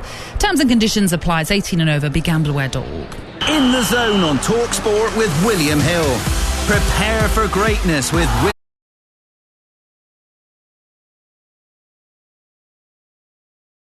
cut rounds, and hopefully tomorrow night we're fully on it, and when we're ready for what Slovenia have for us. Well, let's get the thoughts of the former Republic of Ireland manager Mick McCarthy then on this game coming up later on tonight. England taking on Slovenia, which is live on TalkSport. And Mick, Declan Rice there talking about the fact that many of the top teams have actually dropped points in this tournament so far. It's actually only Spain who have earned maximum points so far of all the teams still involved, that is. They've already booked their place through, but obviously a few other teams could make it 3 wins out of 3, like Portugal, for example. They need a strong performance, don't they, just to kind of get the critics off their back? Absolutely. Getting results is obviously the end result is what you want. But people want to see a performance, getting after teams, looking like they're enjoying it. All the good players that England have got, they want to see them perform like they do for the clubs. It's not easy. They come in, they're all under pressure. They all want to win. The important thing is to get through. But I think they really do need a performance to get everybody off the back, because it's, I just say, don't listen to it. Just go out and play. Just go out and play and enjoy being in the Euros, because it's a fabulous experience. The problem is they're reminded about it, aren't they, constantly in the press conferences and things like that. But just get your thoughts on what you'd expect Gareth Southgate to change, if anything, coming into this game tonight. Well, I think that, the shout is for Alexander-Arnold to go to play out of midfield. He's played in there and started in there. When he plays for Liverpool, he used to start at right back and go into midfield, which is different, rather than starting in there. And I have to say, I think Gallagher will play. I think he's excellent as well. I think he's been Chelsea's best player. I like him. He's different class. Gets about the pitch, gets a goal. I'd like to see him in there. He's got real energy. And you know what? Other than that, I'm not really bothered. I have to be honest, Natty. I'm giving my opinion, and I'm not bothered what they do. Mick, that is fair enough. I know the teams have made their way out in Berlin for this one. I've just noticed they've got an escalator. Some of the players were using an escalator. Have you ever known anything like that before, Mick? I think we had one when we were in Germany in '88. I seem to remember. Yeah. Very modern they are. Indeed, as I say, the teams have made their way out then. A big 45 coming up in Berlin, as there is in Dortmund, where France are taking on Poland. That's on TalkSport 2. That one is goalless currently as well. Kylian Mbappe, by the way, just to remind you, has started in that game. But let's hand you back over to your commentary team on TalkSport for the second half of the Netherlands against Austria. Mick McCarthy is alongside Adam Bridge. Thank you, Natalie. The half-time sing-along rendition of Angels by Robbie Williams has been completed in the Olympia Stadion quite beautifully by the Dutch and Austrian supporters, I will say. We're currently getting a bit of Gloria Gaynor, I Will Survive. More your time, Mick? That's a fairly appropriate one, is it, for all the managers in the Euros? I Will Survive. Good song. Indeed. Right, we're almost ready to go at the start of the second half. And a huge second 45 minutes for the Dutch, who suddenly might find themselves qualifying in third place. And if England top the group later, facing England in the round of 16. That would be very interesting. We're underway. The Dutch kicking from right to left in this second 45 minutes. They are all in orange, of course. Austria all in white. No changes at half-time. That one substitution during the first half, where we saw Xavi Simons come on into that midfield for the Dutch. Well, they look from the set-up already, where the Dutch are in the opposition half, they're in the Austrian half, making them throw it. It looks to me, if they don't go pressing them, I'll be very, very surprised. I'm sure words have been had by Ronald Koeman at half-time. For Bruggen's in goal, it's Ake, Van Dijk, De Vrij. And I know this is here, the start in the game. Why don't they push up the pitch? Push up the pitch, go on, get up the pitch, put it in their half, go and have a go at him, see if you can win it back in their half. Can you get a throw? I mean, so we start doing the same thing again. We are. They're playing out from the back here. Reinders, Shooter, alongside Simons in that midfield, with Gakpo and Malen providing the width, and Depay up front, of course, for the Dutch. Although Wout Weghorst, I'm sure, will make an appearance at some point. That's better. They've won the ball back this time, courtesy of Estrada, and now the charge is on, and it's Simons towards the edge of the penalty. Gakpo onto his right foot. Brilliant finish. Cody Gakpo doing what he does best as he pulls the Dutch level just 1 minute into the second half. It's a brilliant finish from the Liverpool striker, who scores yet again on the international stage. That's 11 now in his 27 caps. It's a brilliant finish, super goal, and it's the Netherlands 1, Austria 1.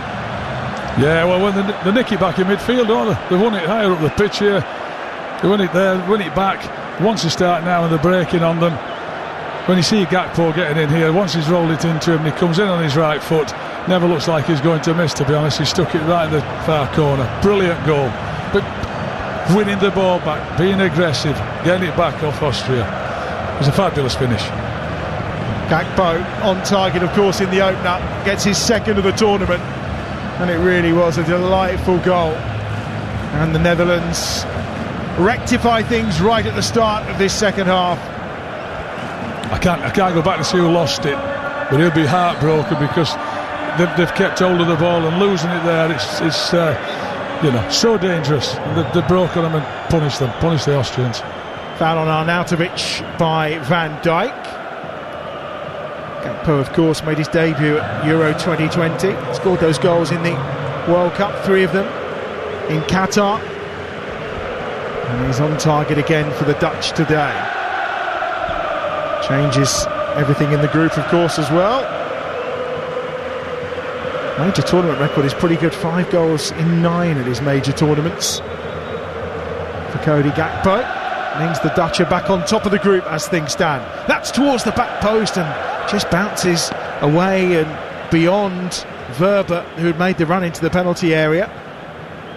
And Ralf Rangnick is sat down, probably quite frustrated. I mean, as a manager, when you concede in the opening 2 minutes of the half, that when you're 1-0 up as well, everything you said at half time has gone out the window, isn't it? Yeah, I mean, you've got in there, they're delighted at half time, but I would imagine most of us, I do know most of us, would be saying, right, let's be tight, don't give anything away, let's have a good start. And then you concede after, what was it, 2 minutes? He'll be broken hearted, it's devastating. Much brighter from the Dutch. Malen on that far side, he's away from Wimmer, now cuts in towards the edge of the penalty area, sips in the box. Depay's first touch is a poor one, took it too far away from him and was easily dealt with in the end by Lienhart, and out for a throw to the Dutch on the far side. And all of a sudden that orange supporter's got a tad louder. Absolutely, but they've turned the pace up, haven't they? Straight away they're up in the Austrian half. I wonder whether they'll go back to keeping the ball and just keep passing. Probably will, because that's the Dutch way, but they've started so much better. Another throw, one by Reinders on that far side. Yeah, he's a real threat as well. Absolutely a real threat is Malen. And I'm not going to. I mean, he's put the ball in his own net, but he was trying to get back to defend. So I admire that. But he's missed a glorious chance. But he's a real threat. His pace is causing them problems. Yeah, dodgy foul throw that time, I think, there from Estrada, but the referee doesn't give it. Depay onto Estrada again, but he loses out, and it's picked up at the edge of the penalty area for Austria. Right for the ball over the top. Well, I think as Arnautovic was alluding to in his press conference, he can't chase those anymore at the age of 35. He'll give it a go, but needs to be a little bit more concentrated in and around him as opposed to beyond him to try and chase. Here come the Dutch again, down that right-hand side. Simons is making all the difference right now. Estrada inside the penalty area, tries to skip away, and it goes out for what will be a goal kick to Austria. Good defending that time by Alexander Prass. Yeah, Prass has got a tough task, I'll tell you. 1v1 against Malen. He's got away with that one. He's ended up with a goal kick, but he goes to go on the inside of him on his right foot, takes him on the outside every time, and every time he's done it, he's pretty much beat him, except for that one when it's gone for a goal kick. And it is launched forward this time by Patrick Pence, taken down on halfway for the Dutch. Just slipping over that time was Malen, but it's with Estrada on that right-hand side. Now Malen infield, about 15 yards inside Austrian territory, tries to feed Memphis Depay, but ball doesn't quite reach him, and Van Dijk again is penalised for a foul, this time just over halfway. It's on Arnautovic yet again, and it is just a sly little dig at the back of Arnautovic's right foot, and it's a free kick for Austria. It used to be first one was free. It's your classic centre-half bit of it is, yeah, skullduggery, that, isn't it? Looks fairly innocuous. You think, there's nothing in that, but the ref was wise to that one. Yeah, and the centre-forwards had your knee in the backside. It's not a good one. It is 6 of one, half a dozen of the other. I do appreciate that, Mick, and you're certainly coming from the... I've got no sympathy for the centre-forward, put it that way. Yeah, the centre-halves union is well represented here today. It's the voice of Mick McCarthy, the former Republic of Ireland manager, of course, who's played and managed at major tournaments around the world. You can see this now. I mean, of course it does. The goals settle them. they're moving the ball quicker, they're moving it more inside. It's just, I can't imagine that Holland are going to let this go now. The Dutch are going to just come to sit back on it or anything where they did in the first half. They're all up here in the opposition half. They just look straight away a unit that's going to be a bit more incisive and a bit more forward thinking. 7 minutes into the second half. Euro Game Day Live on Talk Sport. Netherlands 1, Austria 1. England, of course, coming up from 7 o'clock tonight. We'll be live in Cologne. As soon as we get a sniff of the team news, there is just one expected change, that being Conor Gallagher in for Trent Alexander-Arnold. As soon as we get a sniff of it, we'll bring it to you. Mallon cuts that one inside the box, and it's just behind Memphis Depay. And in the end, Grilic across doing some defending, and he needed to. Here's the corner for the Dutch down their left-hand side. Gakpo's going to leave it, and that will allow time for De Vrij and Van Dijk to make their way up from the back. I want a slightly better delivery what they saw in the first half, that's for sure. And it's Memphis Depay that's going to take it out wide on this left-hand side. So right-footed, swinging in, and the header is by Van Dijk. It took a deflection though, that time off Lienhart, and it'll be another corner for the Dutch. Well, I've complained about the deliveries, but that was a fantastic delivery. And Van Dijk gets his head on it, he's deflected for another corner. See what this is like. Depay's found his range maybe. Second one comes in, again it's towards Van Dijk, keeper gets up for it and is fouled in the process as he half clears it away. Patrick Pence. Van Dijk not happy with the decision. Well, whether he was fouled or not, the fact that anybody's anywhere near him and he's going to challenge for the ball, I think Van Dijk's just jumped. He's just jumped. I don't think he's fouled him at all. Well, the keeper gets one hand to it, but nothing more. They're a protected species though, aren't they? They are, yes. Well, he's now going to take his time doing his laces up, just to take the sting out of this start from the Dutch so far in this game, given we're 9 minutes in. And Cody Gakpo's equaliser at the start of this second half, meaning the group has changed somewhat. Netherlands now top, with France still goalless with Poland. It's France in second spot, and Austria now, who would qualify in third place with 4 points. A bit reminiscent of Italy's winner last night, that one cutting in on his right foot. Poor old Croatia, 2 games in a row, conceding late on, of course. It's heartbreaking. Every one of them will remember that. Rest of their careers, rest of their lives, missing out on opportunities. 10 minutes gone in the second half. You're listening to Talk Sport. Netherlands 1, Austria 1. Well, taking a bit of time here actually. The physio's on.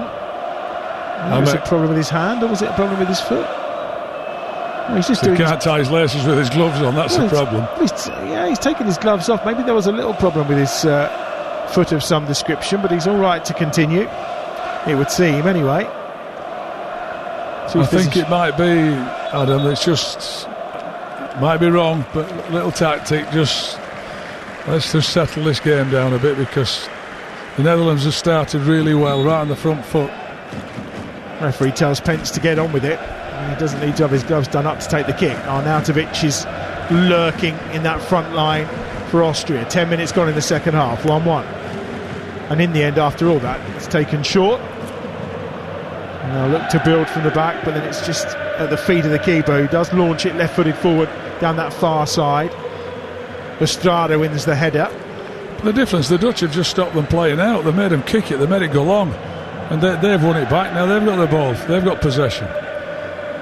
This is almost like part of the argument that was made about the England team, is that, you know, they weren't pressing in the first half. You would expect once the manager gets into them that they would start pressing in the second half, and that's exactly what's happened here with the Dutch, isn't it? Absolutely, and don't anybody tell me that they're tired. I'm not having that at all.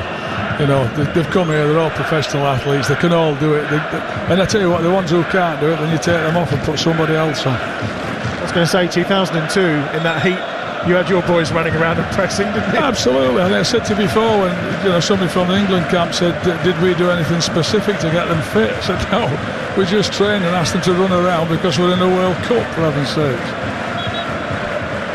Free kick for the Dutch this time, and it's about 10-15 yards inside the Austrian half. It's flicked on the way by Gakpo, I think, no, De Vrij actually. and it was coming towards Ake or Depay, who were lurking at the back post. The delivery was swung in by Depay, and Ake was almost going to get there, but De Vrij almost off his ear as he helped that one on its way, but too many white shirts around. It's a goal kick. Yeah, it's one of those when the ball's coming in, you know, if you can get a full head on it, something, get it on target, it's going to be difficult for the goalkeeper. Sadly for the Dutch, he didn't. De Vrij wins a big header in the centre circle, goes up and wins a second time against Salabica. Forward it goes towards the edge of the centre circle, this time by Austria and by Posch down this right-hand side, who plays the ball forward, and well, the hands are together and there's praying for Romano Schmid, who wants the foul from Nathan Ake, but referee not interested.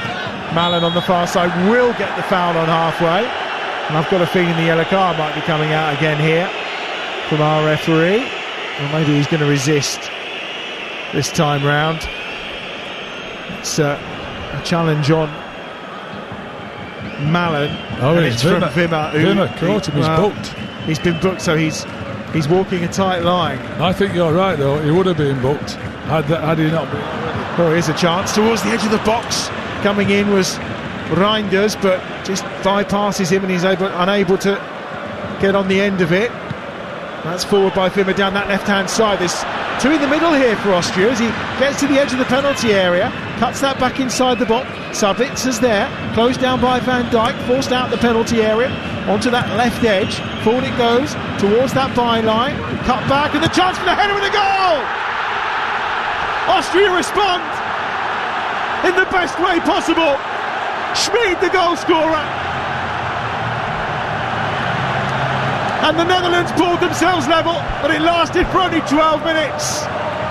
And Austria respond in style, and he's Schmid with a goal, his first for his country. And with 13 minutes gone in the second half, it's the Netherlands 1, Austria 2. Wow, how that's changed sound. Is it? I can't see him. The pass into the box and the run was fantastic. They've held it up here, and I thought they'd gone wrong. I thought Wimmer had tried to put the ball back in the box originally. That's a great pass into him. He's got to block that, the defender. That is awful defending. He's got to block it. But they've got players coming in. It's a great run by Grilic. Great run, but what a great header as well. Just keep it down. He's going into the corner. De Vrij gets the final touch, but it would have been going in anyway. Was it Grilic's run, did you say? The run he made was just fabulous. But I still think the defender's got to block that. He can't allow that cross to come in. I think Grilic is making up for giving the ball away for the Netherlands equaliser, Nick. It was him in midfield that did give that ball away. Yeah. Hour mark then. Netherlands 1, Austria 2. A bit like Modric last night. Missed the penalty, scoring the goal. Half an hour to go, and just to make you aware, France have actually scored. Kylian Mbappe on target for France against Poland. And let's hear that goal now with Darren Bent and Ian Danter. Mbappe waits, hands on hips, couple of pace run up to the ball for France to give them the lead, and he scores! Sent Skorupski the wrong way. And that's Mbappe's first goal at the European Championship, his 23rd shot, and he's finally got one on target for France. That game live right now over on TalkSport 2. Looks like Austria are thinking of making a change here in a moment or two. There's going to be a throw down this right-hand side first. I think Konrad Laimer will be the player who is potentially coming on. The Dutch with more work to do here now, because as things stand, the French would obviously win the group. Austria will be in second, and we're back to the Netherlands being in third place. Malen on that far side towards the byline. Malen on his right foot cuts back this time, but it was maybe one cut back too many, and then he commits the foul. And that's the kind of cynical foul that gets you a yellow card in the Premier League. Malen's going to get away with this one though.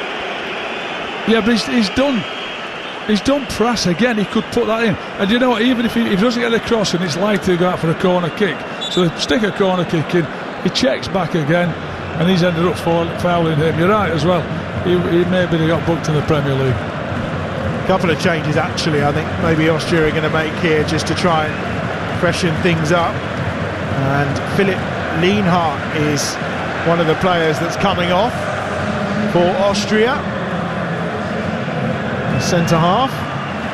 He makes his way on this near side, and the other one that's going to be departing is Patrick Wimmer, which I think might be quite a good idea. Not surprised with Wimmer. I thought he would be every chance, yeah. And we're going to see Christoph Baumgartner coming on, and the change at the back will be facilitated by Leopold Gverfeld, who is coming on. In fact, there is going to be a third change too, so they're really mixing things up, the Austrians. Now they're in front with half an hour to play here. We're also going to see Konrad Laimer, just not sure as yet who he's going to enter the field of play for, as we have seen Wimmer depart. Now one more change for Austria, just waiting for confirmation as to who that third change will be. Referee not happy, he wants to get on with it. Well, we've got the fourth official, the UEFA assistant down there, and between them they can't seem to get a board that wants to work to hold up the right number for this other change. The assistant's now saying, look, you're going to have to wait and do it in a moment or two, and the referee has now said, yeah, tough, you can't make the third change. But obviously this has a massive impact. You're only allowed to make the 3 substitutions. So Konrad Laimer is the player that's actually already gone on, and it means they are probably short at the back in this circumstance. Now finally we've got a board that actually is going to work. It's farcical in this day and age, really. This all this with the numbers as well, by the way. I've seen this before. You're trying to get the right number up, and then it is farcical. It is. And it's Florian Grilic who is going to leave the field of play as well. His final contribution to set that goal up for Romano Schmid, his first international goal. The fourth official arguing on this near side with the Austrian bench as well. And what a few moments that is. 63 minutes played, then you're listening to Euro Game Day Live on TalkSport, presented by Carling, the UK's #1 lager, 18 plus. Please drink responsibly. Netherlands 1, Austria 2 as things stand. Raft of changes by Ralf Rangnick of his Austrian side. And at the moment France lead the group, Austria in second, Netherlands in third on 4 points. And that could mean the Netherlands playing England, of course, if they win that group, and England in action after 7 tonight right here on TalkSport. We'll have the Denmark game for you against Serbia, and that's going to be live over on TalkSport too. But England versus Slovenia coming up at 7 o'clock. As soon as we get a sniff of team news, we'll get it to you. We've got 25 minutes left here, and now we're going to see a couple of Dutch changes as well, just to try and respond to the fresh legs in that Austrian midfield. One of them is Gini Wijnaldum, who is coming on, and he will enter the fray to replace Tijani Reinders. And we're also going to see Nathan Ake depart. There's the other substitution, and again coming on to replace him this time will be Mickey van der Ven from Tottenham, of course, Tottenham's player of the year. Van der Ven on to replace Nathan Ake. An embarrassment of riches at times for Van der Ven's been an amazing season at Spurs. Doesn't really get too many opportunities in this Dutch side. Only his 6th cap, a couple of substitute appearances in qualification, that's all. So the qualities he's displayed for Spurs not really been appreciated as yet by Ronald Koeman. Netherlands 1, Austria 2, France leading by a goal to nil in the other game that's live over on TalkSport 2 right now with Darren Bent and Ian Danton. Here with myself, Adam Bridge and Mick McCarthy. Austria lead and are heading to second spot in the group. It's another very dodgy throw that time by Estrada, who I think he knows he's now just going to get away with it every time. And here is Van der Ven. Has he gone 3 at the back? I'm trying to work out why do we take Ake off, unless we've got him certainly further up the pitch now. It feels to me like he's gone to 3 centre backs. Well, Van der Ven did play left back at times for Spurs, but he may well have decided to go for the 3 and then. No, we've got Gakpo way up the pitch. Does look a long way up there, doesn't he? Estrada on the far side. We've got Mallon up the other side. I think he's gone 3 all over. Estrada seems to be tucking into midfield a lot of the time as well. Now a chance maybe for Austria to try and break away here this time. Konrad Laimer, but he had the space, but the pass was poor. Simons out to the right where Malan's waiting for it. Ball at feet. And he knows that he can do good work down that side, but instead he was Simons into the game. And Simons' ball across towards the penalty spot is easily cleared that time by Verba. And it's out for what will be another throw on that far side. Ronald Koeman with plenty to think about. Goal from Schmid was the 900th goal in European Championship history, as he headed that goalwards to put Austria in front here, who've got themselves a free kick. Arnautovic. That's brilliant by Arnautovic. Clever, wasn't it? That is very clever, just backing into him. You know, once the centre half to feel him and have a fight with him, and he gets his free kick. Very clever. Very obliging was the centre half as well. De Vrij on that occasion. Midway point of this second half on TalkSport. Netherlands 1, Austria 2. France leading Poland. And it means it's all change at the top. France will lead the way. Austria second, Netherlands in third. Clipped ball out to this near side by Pence, as Austria try to come forward again. 10 yards inside their own half, but the ball down the line from the goal scorer Romano Schmid is blocked into touch, and it'll be a throw on this near side for Austria again.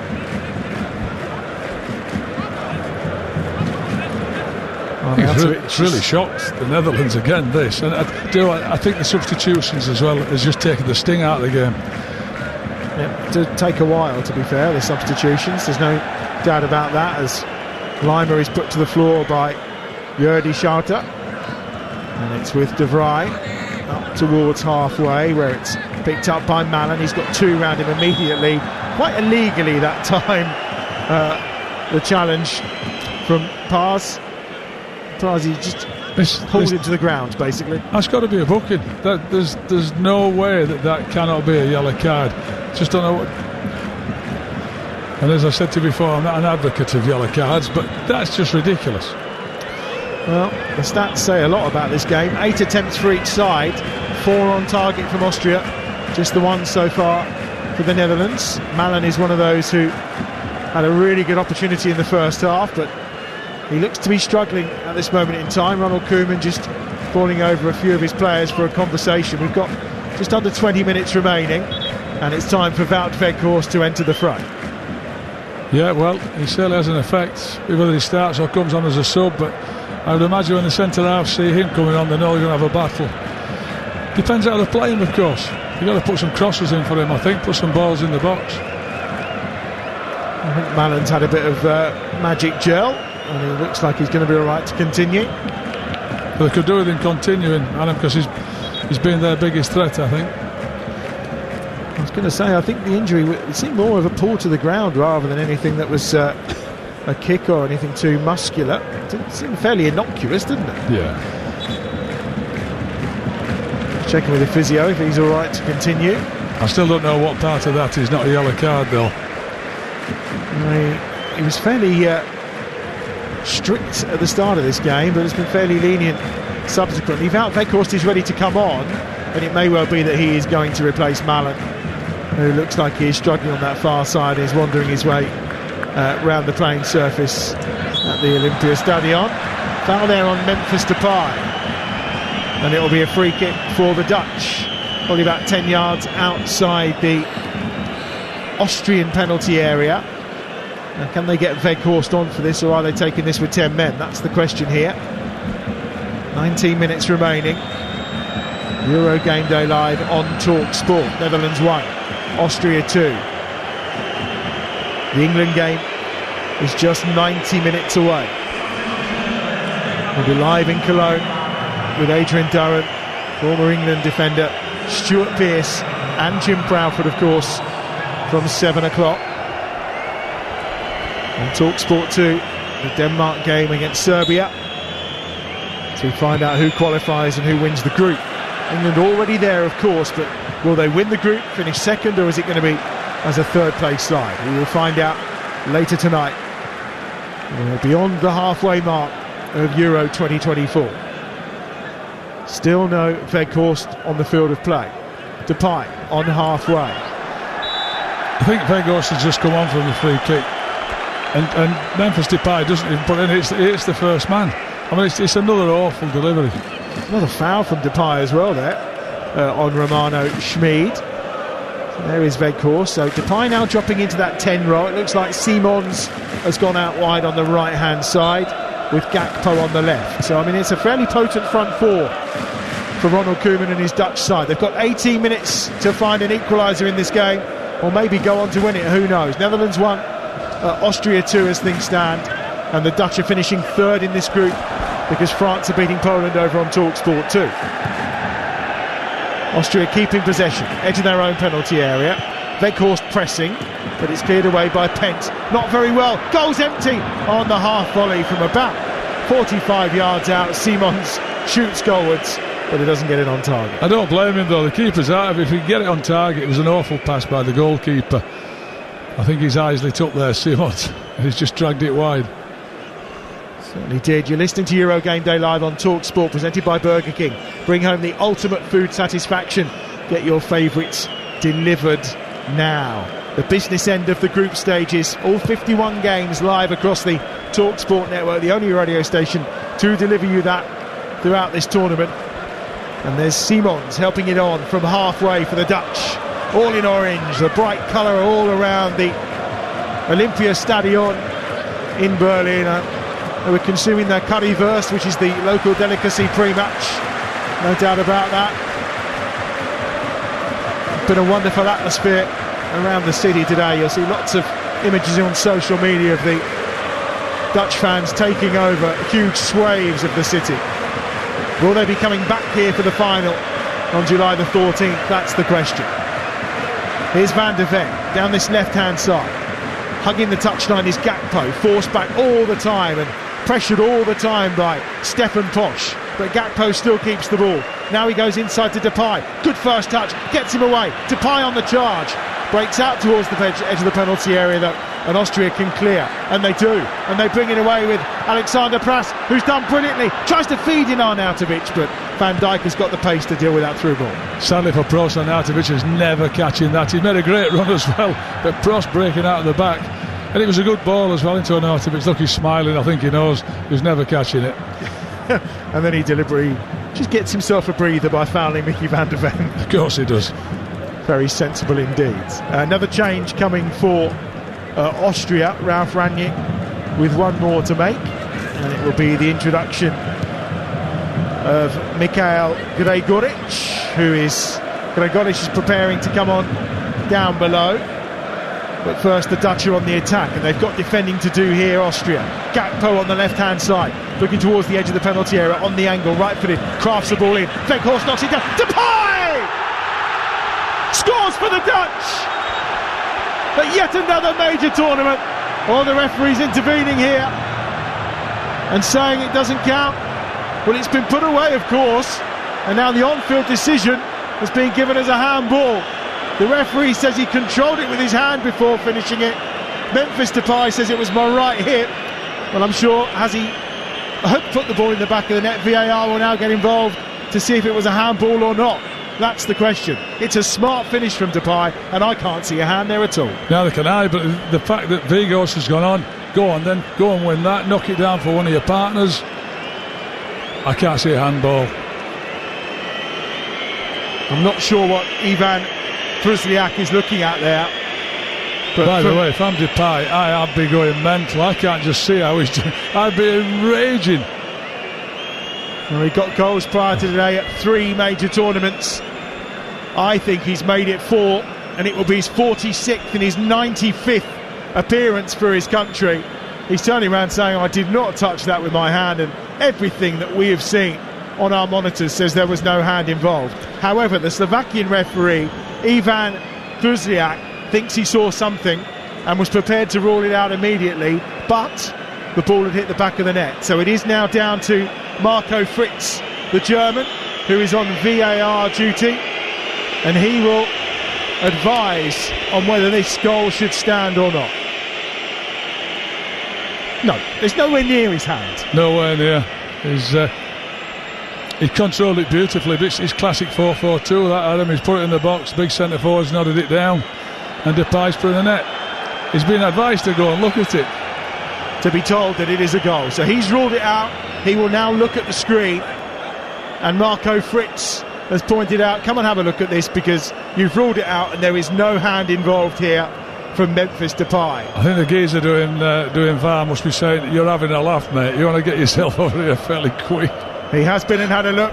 We await the symbol. We know what's coming, because Ronald Koeman has just clapped his hands. There is the symbol. Goal stands! Memphis Depay scores in a fourth major tournament for the Dutch, and for the second time in this game they've got themselves level. It's his first of the tournament, 46 now in 95 appearances. He scored against Austria in Euro 2020, and he's done it again in Euro 2024. Netherlands 2, Austria 2. Do you know, Adam, because we've been waiting so long, we've seen it again now. What a brilliant touch it was as well. It's come into him. Fabulous first touch, and to stick in the top corner from where it was. An amazing finish. And also, Mick, you made the point, it's what you want Wout Weghorst for, isn't it? Absolutely. Knocking down into that area, and then Depay using his skill to finish it off. You've got to change the narrative. You just keep going, trying to play through them. One ball in the box, which is unlike the Dutch. Weghorst doing what he does because he's a real competitor, and he's nodded it down for Depay. What did he say, 46? Wonderful goal. It was a great finish. Almost a 1-in-2 for your country. That's not bad, is it? Magnificent. Mikhail Gregoric has come on to the field of play for Austria. I think he's come on for Arnautovic during the VAR check that was going on. We will get confirmation of that in a moment or two. We've got 11.5 minutes to play here on TalkSport. What a good game. This is Netherlands 2, Austria 2. Again, it'll change the dynamic in the group positionings, and it is Arnautovic. He was the player that has been replaced by Mikhail Gregoric, and now a chance for Depay down this left-hand side. Will he kind of play with some confidence? He takes a throw very quickly for Gakpo. Gakpo looks up outside of the right boot, swings the ball across into the penalty area. I say swing, it was more of a poke that's dealt with by Lima this time. That's a fabulous ball with the outside of your right foot. Nobody's expecting that. They're expecting him to take it on his left foot or check back, and he puts it in first time with the outside. There's good defending that cleared it at the near post. And now they've got that danger in there, haven't they, of Wout Weghorst, who can cause all sorts of problems. Oh, he must be licking his lips. Go on. Here's the corner. 10.5 minutes to play. 2-2 is the score towards the back post, and no surprise this time the target was Van der Ven, and it's gathered up by Patrick Pence quite comfortably. You know, you see it in the Premier League all the time, Adam. They put an in-swinging corner, put somebody around the goalkeeper. At least you can't stop him, but impede him, make it difficult to come and catch that ball. Sabitzer gets that back inside. Oh, he's picked up the ball on the replay. Sabitzer! Would you believe it? Austria are back in front for a third time, and it's Marcel Sabitzer from the tightest of angles on the left-hand side. It was a lovely 1-2 into the penalty area, and Sabitzer just drove it high into the top corner from a very tight angle. And for the third time in this game, Austria lead. It's the Netherlands 2, Austria 3. Well, I did a piece with Natalie before the game that De Vrij had been saying how well they're defending. Absolutely awful defending. Great football though by Austria. Let's give them the credit for playing through them and getting another runner. And what a finish, by the way. He's absolutely blasted it right past the keeper into the top corner. Well, it's great his goal. 10th appearance at the Euros for Marcel Sabitzer. 4 goals now in his last 8 caps. He played every minute of Euro 2020, and he is in terrific form for Ralf Rangnick, and Austria go back ahead again. 9 minutes to go. Netherlands 2, Austria 3, and the picture changes once more. Yeah, when we see that, you see that goal back again, how fragmented the Dutch defenders were. They weren't in the line, and he gets in. I thought he was offside at first. Here's Sabitzer again at the edge of the penalty area on that wonderful left foot of his. Plays a little ball that has to be intercepted by Van der Ven. Was it on that occasion? No, I think the De Vrij was finally doing a bit of defending because he's not done too much of it. Yeah, Savic he's not too unhappy with that. Just keep possession. You let the guy kick it out for a throw in, the defender, they'll go and take the time, slow the game down again. We are back to Austria leading the group on 6 points as things stand. 82 minutes on the clock. Netherlands 2, Austria 3. Euro Game Day Live on TalkSport. Lovely little back heel. They're in here again once more. Chance to finish it! It's a fourth goal. The offside flag is up. Baumgartner thought he'd done it. I thought he'd done it. I thought it was offside. Centre back, did you see your left arm go up? Yeah. I know. But where is he? Is he in the start offside? Yeah, he's offside. He is. We don't need the lines and VAR for that one, that's for sure. But again, they're in behind them. I know he's offside, but they're getting in behind them so easily. It remains the Netherlands 2, Austria 3. Remember, they've won the last 7 against Austria. Have the Netherlands. Said beforehand, never take that one. Don't use that as any ammunition. I'm so thrilled for Austria. I hope this stays the same because they've approached the competition, the whole tournament, with a real positive mindset. They have been brilliant. The last win was in 1990 in Vienna. 3-2 that day as well. Here's Gakpo down the left-hand side. I got a funny feeling the goal scorer. He's not done it. Gakpo shoots with the outside of his right boot. I think he saw a gap and thought, why not? I think it's a cross. I think he's just trying to put it in there for the lads. He's got it all wrong. He tried that one before and he put a lovely cross in. And if he can get it in, Weghorst is attacking the ball.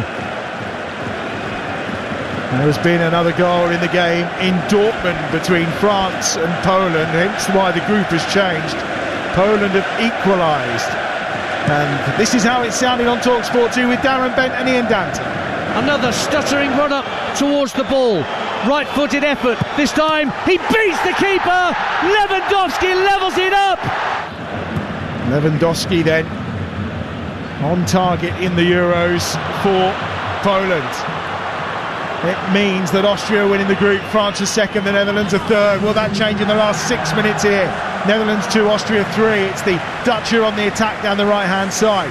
Can this Austrian defence finally stand firm? Now they've got themselves in front for a third time. Well, it's an open game now, isn't it? It's far more open than it's ever been. Throw on the right-hand side. Estrada gives it short to Depay, who tries to work a crossing opportunity, but between Pras and between Konrad Laimer, that's some really good defending because they've won their side a goal kick. Pras has stuck to his task, absolutely been, because he's been really solid, because first half when he's got Malen running at him all the time, and he got past him 2 or 3 times, but he's stuck to it. He's getting his reward at the minute. Almost 5 minutes remaining. Netherlands 2, Austria 3. Countdown is on to England. They're coming up, of course, underway in just over an hour and 15 minutes time. The team will be in place for you in 15 minutes or so. Adrian Durham in the chair, former England captain Stuart Pearce, Jim Proudfoot. Best team in the business for England against Slovenia. 8 o'clock kickoff UK time, 9 o'clock German time. That's a lovely one in for the header of Weghorst. Swinging cross that time from Estrada, and Weghorst was there with a free header, and he's put it over the bar. Brilliant ball. He's got his shirt pulled there, isn't he? He's giving him a penalty away, but you'd expect Weghorst to hit the target with it. If he can keep it down, he's scoring, because he'll be flying. Holland, the Dutch putting crosses in from somewhere over the big centre forward. What's happening? The game's changed. There's more chances to come in this game, I'm telling you. 4 minutes to go. Netherlands 2, Austria 3 on TalkSport. Down the right-hand side, Austria on the attack again. This time with Stefan Posch. Tries to pick up the loose ball. It's touched away and picked up this time by Baumgartner, who's done brilliantly on that right-hand side, just turning away from Cody Gakpo. Goes back inside his own half. Right-footed ball clipped forward. This time by Kverveld towards the edge of the penalty area. And the Dutch will pick it up with Van Dijk and bring it forward again. 3.5 minutes remaining. I wonder how much extra time we'll be getting, because there's been a lot of substitutes, plus the goalkeeper fastening his laces and messing around, so I reckon it's going to be 7-8 minutes. Well, we've got the VAR check to allow for too. So yeah, I think you might be right. Here again is Estrada on the left-hand side this time for the Dutch. Most of the pitch now in shadow, apart from the little bit of sunshine through the middle, of course, where the stadium has its gap away to our left-hand side. As that's clipped through on this near side by Van de Ven. Van de Ven now trying to work it towards the edge of the penalty area. But again, across comes Stefan Posch, who makes the challenge. And it will be a throw which the Dutch will take quickly. Van de Ven getting it short into the feet this time of Jordi Schoter. Infield for Strada. Back to Van Dijk. In through it goes towards the edge of the penalty area and towards Weghorst. It's snuffed out though. Picked up by Sadabica. And now a chance maybe for Austria to come forward. Challenge that time by Estrada is a legal one, much to the fury of the Austrian supporters, as you can hear, who are showing and venting their frustration once more at our referee Ivan Kruzliak. Now on this near side, Austria have it again, and they've conceded the throw to the Dutch. I think the referee did well there, because it looked like he'd caught him, and I didn't think he had. He's falling over, he's just trying to get a free kick and take more time off. Xavi Simons on that right hand side. Inside the centre circle is Virgil van Dijk. Simons again to this left hand side. Estrada to Van Dijk in the centre circle. The Dutch need a goal, and at the moment they're not moving the ball further than about 10 or 15 yards beyond halfway. Now they do, with Depay down this left hand side. Left footed ball swung towards the back post, headed back safely into the arms of the goalkeeper by Alexander Pras. Well, I'm happy with Pras having that back into the keeper's hands from there. That could have gone so wrong. You're listening to Euro Game Day Live on TalkSport, presented by Burger King. Bring home the ultimate food satisfaction. Get your favourites delivered now. About a minute or so remaining. Netherlands 2, Austria 3 on TalkSport. They're still trying to play through the middle though, the Dutch. When they've got the chances, then it's so tight, so narrow, and the bit of joy they've had is putting the ball wide. They've got Weghorst in the box, put it in there. Siemens on to Depay. Depay knocks it down. Gakpo tries to come on to the end of it, but it's well defended in the end by Nicolas Zeeveld for Austria. And here's the goal scorer, or one of the goal scorers, Romano Schmid, down this right hand side. He's played well, Schmid. He's a good game. Back towards halfway where Baumgartner's waiting. Austria will try and keep the ball as we head towards the last 30 seconds. Reminder, it's France 1, Poland 1 in the game over on TalkSport 2 right now. It means Austria winning the group, France is second, and the Netherlands are coming third, which, if England win the group, means they will play each other in the round of 16. Maybe a draw that neither of them would particularly want. But no, I don't think so. It might bring the best out of both teams, though. It generally does. Estrada towards the left-hand edge of the box. Depay curls the ball in, but it's into Patrick Pent's gloves, who gathers quite comfortably. 6 added minutes. We're into 6 in Berlin. Netherlands 2, Austria 3. Long one over the top. Chase is on here. It's going to be cleared away by De Vrij, but not very well. Sabitza's there if Austria want to use him, but they're just happy to keep the ball in this instance. Baumgartner has possession. Infield it goes once more to Schmid. Now to the right-hand side, and Stefan Posch towards the edge of the penalty area. The England team news coming up real soon. Schmid looking to cut across. Flicked out wide to this right-hand side, but it's over the top of Stefan Posch. And it's out of play. What will be a throw-in on this near touchline for the Dutch. So they're very good, the Austrians, at just keeping the ball long enough. I know it's gone out there for a throw-in, but they take the sting out of the game all the time. Whether they come trying to press the Dutch, they can play around and play through them, keep hold of it. Been excellent. It looks like there's another change being made here by the Austrians, as they just look to try and wind the clock down here and finish this game off. It's Schmid going off, he's been fabulous. Yeah, it is. Andreas Weimann is coming on, of course. We'll know him from his time working his way around English football, you would say. Currently unattached. He finished the season at West Bromwich Albion, but they've not taken up the option after he left Bristol City, so he's currently looking for a new club for next season. Andreas Weimann. Certainly got a goal in him. Well, he has, and he proved that as well. He hadn't actually scored for a while until he played against Slovakia. He scored in March. It was his first cap since 2022, and he managed to get a goal as well. Whenever he's called upon, he does tend to make a contribution. A couple of goals in his international career, but Weimann is on for Austria as they wind the clock down some more. Simons down that right-hand side, ball looking to come across. They want a handball. The referee says no. Simons on that right-hand side. It's ball at feet. Simons swings it over, avoids everyone, breaks down towards Gakpo, edge of the penalty area. Gakpo on his right foot, slips it down the left-hand side. Van der Beek gets across and fires the shot, and it's out for a corner. Let's get the team news, the all-important England team news from Jim Proudfoot. Hi Adam, one change as expected. Gallagher in for Alexander-Arnold alongside Declan Rice. So it's Pickford in goal, Walker, Stones, Gahey and Trippier, Rice and Gallagher, Saka, Bellingham and Foden, and Kane and Slovenia are unchanged. We kick off at 8. Thank you very much, Jim. We'll be live in Cologne shortly, of course. There's a corner here for the Dutch down this left-hand side. We are nearly 3 minutes into 6 added at the end of this game. The Netherlands 2, Austria 3, and there's a problem here for Leopold Kverfeld. How long he's going to be... Oh, he's suddenly gone down at the second attempt as Kverfeld. He was getting up, wasn't he? Yeah, he was. And if he got caught by Van der Ven as he tried to get that crossover... But I'm sure they don't mind taking their time over just making sure he's fine. You know, although they say they had the time on, I'm never convinced the same amount of time gets added on here now with an injury. Reminder, England coming up from 7 o'clock, all the build-up. Faker others will be pitch side. Adrian Durham will be in the chair. Jim and the former England captain Stuart Pearce to guide you through that one. Denmark against Serbia is live on TalkSport 2, the other game in the group. And as things stand, England win the group. They will be playing the Netherlands in the round of 16. Because, surprisingly, in Berlin, it's the Netherlands 2, Austria 3. It remains France 1, Poland 1 as well. And the injury here to Kverfeld is... he's going to get a yellow card as well. Please don't ask me whatever that is for.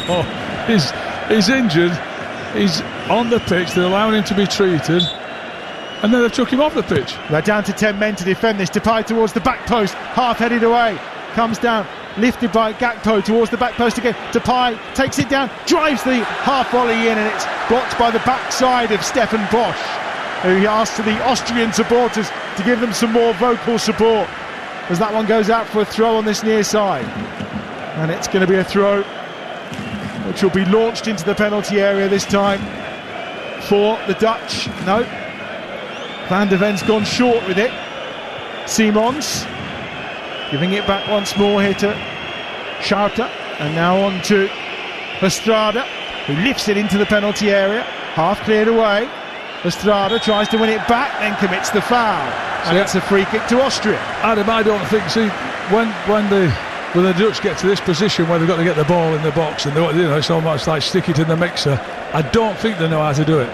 Because they just don't do it. They don't play that way. They want to play through teams. They want to be incisive with the passes. Getting it wide, sticking it in the box, it's just not them. Although we've had it with Vegas for the second goal. But here now, that really ought to be going right in the mix. So there's 1 minute left of normal time. The referee had something on for that injury. But reality is, put it in the box, get people in, see if we can get on the end of something. Last 30 seconds or so. Netherlands 2. Austria 3, clipped forward by Van Dijk. That Weghorst trying to get on the end of it, can't quite get there. Even those long extended limbs of Wout Weghorst at full stretch couldn't keep that ball in play, and it's out for what will be a goal kick to Austria. And might as well, it potentially could be the Dutch who will play England. It is a tricky one because there are several combinations of who could finish from which group to take that third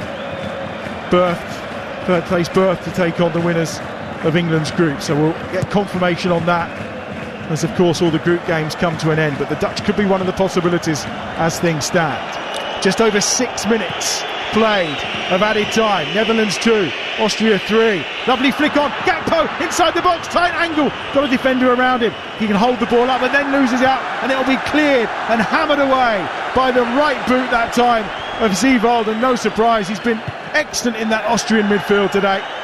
and he's back doing the hard work again, just as it looked like Gakpo was going to get one more opportunity. But the referee plays on. Almost 7 minutes played of added time. Van Dijk's up top now, headed forward by Wijnaldum. Half cleared, only as far as the edge of the centre circle, where it's picked up once more for Austria. And now down the right-hand side, Sabitzer has it. Holds the ball up towards the edge of the penalty area. Just clips it down that near touchline, where it's picked up by Baumgartner. Them two will combine, and the referee says enough is enough. And it's taken 34 years, but Austria have finally beaten the Netherlands again by 3-2. They were beaten by them 4 years ago in Euro 2020, but it's Ralf Rangnick and Austria's day today. 3 times they led, twice they were pegged back, but Sabitzer's stunning goal is what ultimately gives Austria the win. And because of France drawing against Poland, it means Austria have come out of one of the toughest groups in Euro 2024 as the group winners, with France in second and the Netherlands in third. We all thought it'd be an orange party tonight in Berlin, but it looks like it's going to be a night for the Austrians to celebrate. They're through to the round of 16 as group winners. It's finished in the Olympiastadion in Berlin. The Netherlands 2, Austria 3. What a 5-goal thriller that has turned out to be. Let's get the full-time thoughts then of Mick McCarthy, who was part of our commentary team for that one. And I'm pretty sure that you're now an admirer of this Austrian team, Mick. I think by my comments beforehand, yes. I was certainly an admirer of the way they've played. I hadn't seen them play at all in the qualifications or anything like that. And then I saw them in the games prior to this. I just thought the way they approached the game with such an aggressive manner, passing it forward, getting after teams, closing them down, and I really loved their attitude towards the competition. They've come here to have a right go at it, and the right go they've got. They've now won the group. It's brilliant. And also, it's that kind of never say die attitude. You know, twice they took the lead, twice the Netherlands pegged them back, but they still kept going. Quite incredible. They did, and I don't want it to be seen as if they've just come here and been aggressive. They've played really good football. When they've been going forward, the goals they've scored today have been terrific. But then even right at the end of the game, they know how to kill the game off. They've kept the ball. They've dominated in certain times and Holland got back into it and looked like they were going to run away with it for a bit. And Austria have come back and won it. I'm delighted for them, I really am. And I actually hope it's Holland versus England now. They deserve each other. I don't know how to take that, really. But look, before we finish up, let's take a look at the King performance thanks to Burger King. King Performance on Talk Sport with Burger King. Bring home the ultimate food satisfaction with the Gourmet King's Barbecue Steakhouse Angus. Order your Burger King delivery now. So, Mick, you need to give us your star performer, your King performer of this game. Oh, if that's going to be, I think that, and he might not have stood out anywhere else, but I just think he's had the ball, he's kept it, he's done whatever he's had to do, and Schmidt was my player. I thought he was fabulous. Yep, Florian Schmidt then getting your star performer, your King performer.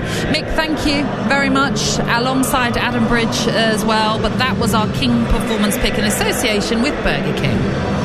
King Performance on Talk Sport with Burger King. Bring home the ultimate food satisfaction with the Gourmet King's Barbecue Steakhouse Angus. Order your Burger King delivery now. So it's all over in Group D. It finished in Dortmund 1-1 between France and Poland. It means France finished second in the group. Let's hear how both their goals sounded on TalkSport 2.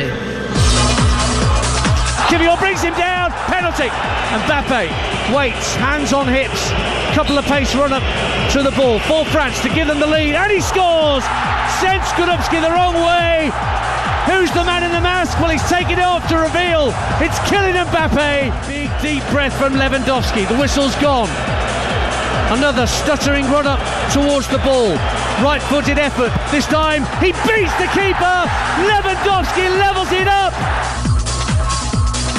Yes, so it's Austria then who top the group. France second, Netherlands third, Poland go home. Will England top their group? Well, Euro Game Day Live continues right here for England against Slovenia, the final group game. And Adrian Durham and the team will be with you next. Euro Game Day game updates on Talk Sport with Carling, the UK's #1 lager. 18 plus, always drink responsibly. Euro Game Day live on Talk Sport with Carling, the UK's #1 lager. 18 plus, always drink responsibly. Let's go live to hear about that winning goal. The crowd's gone absolutely wild here. How on earth do you sum up your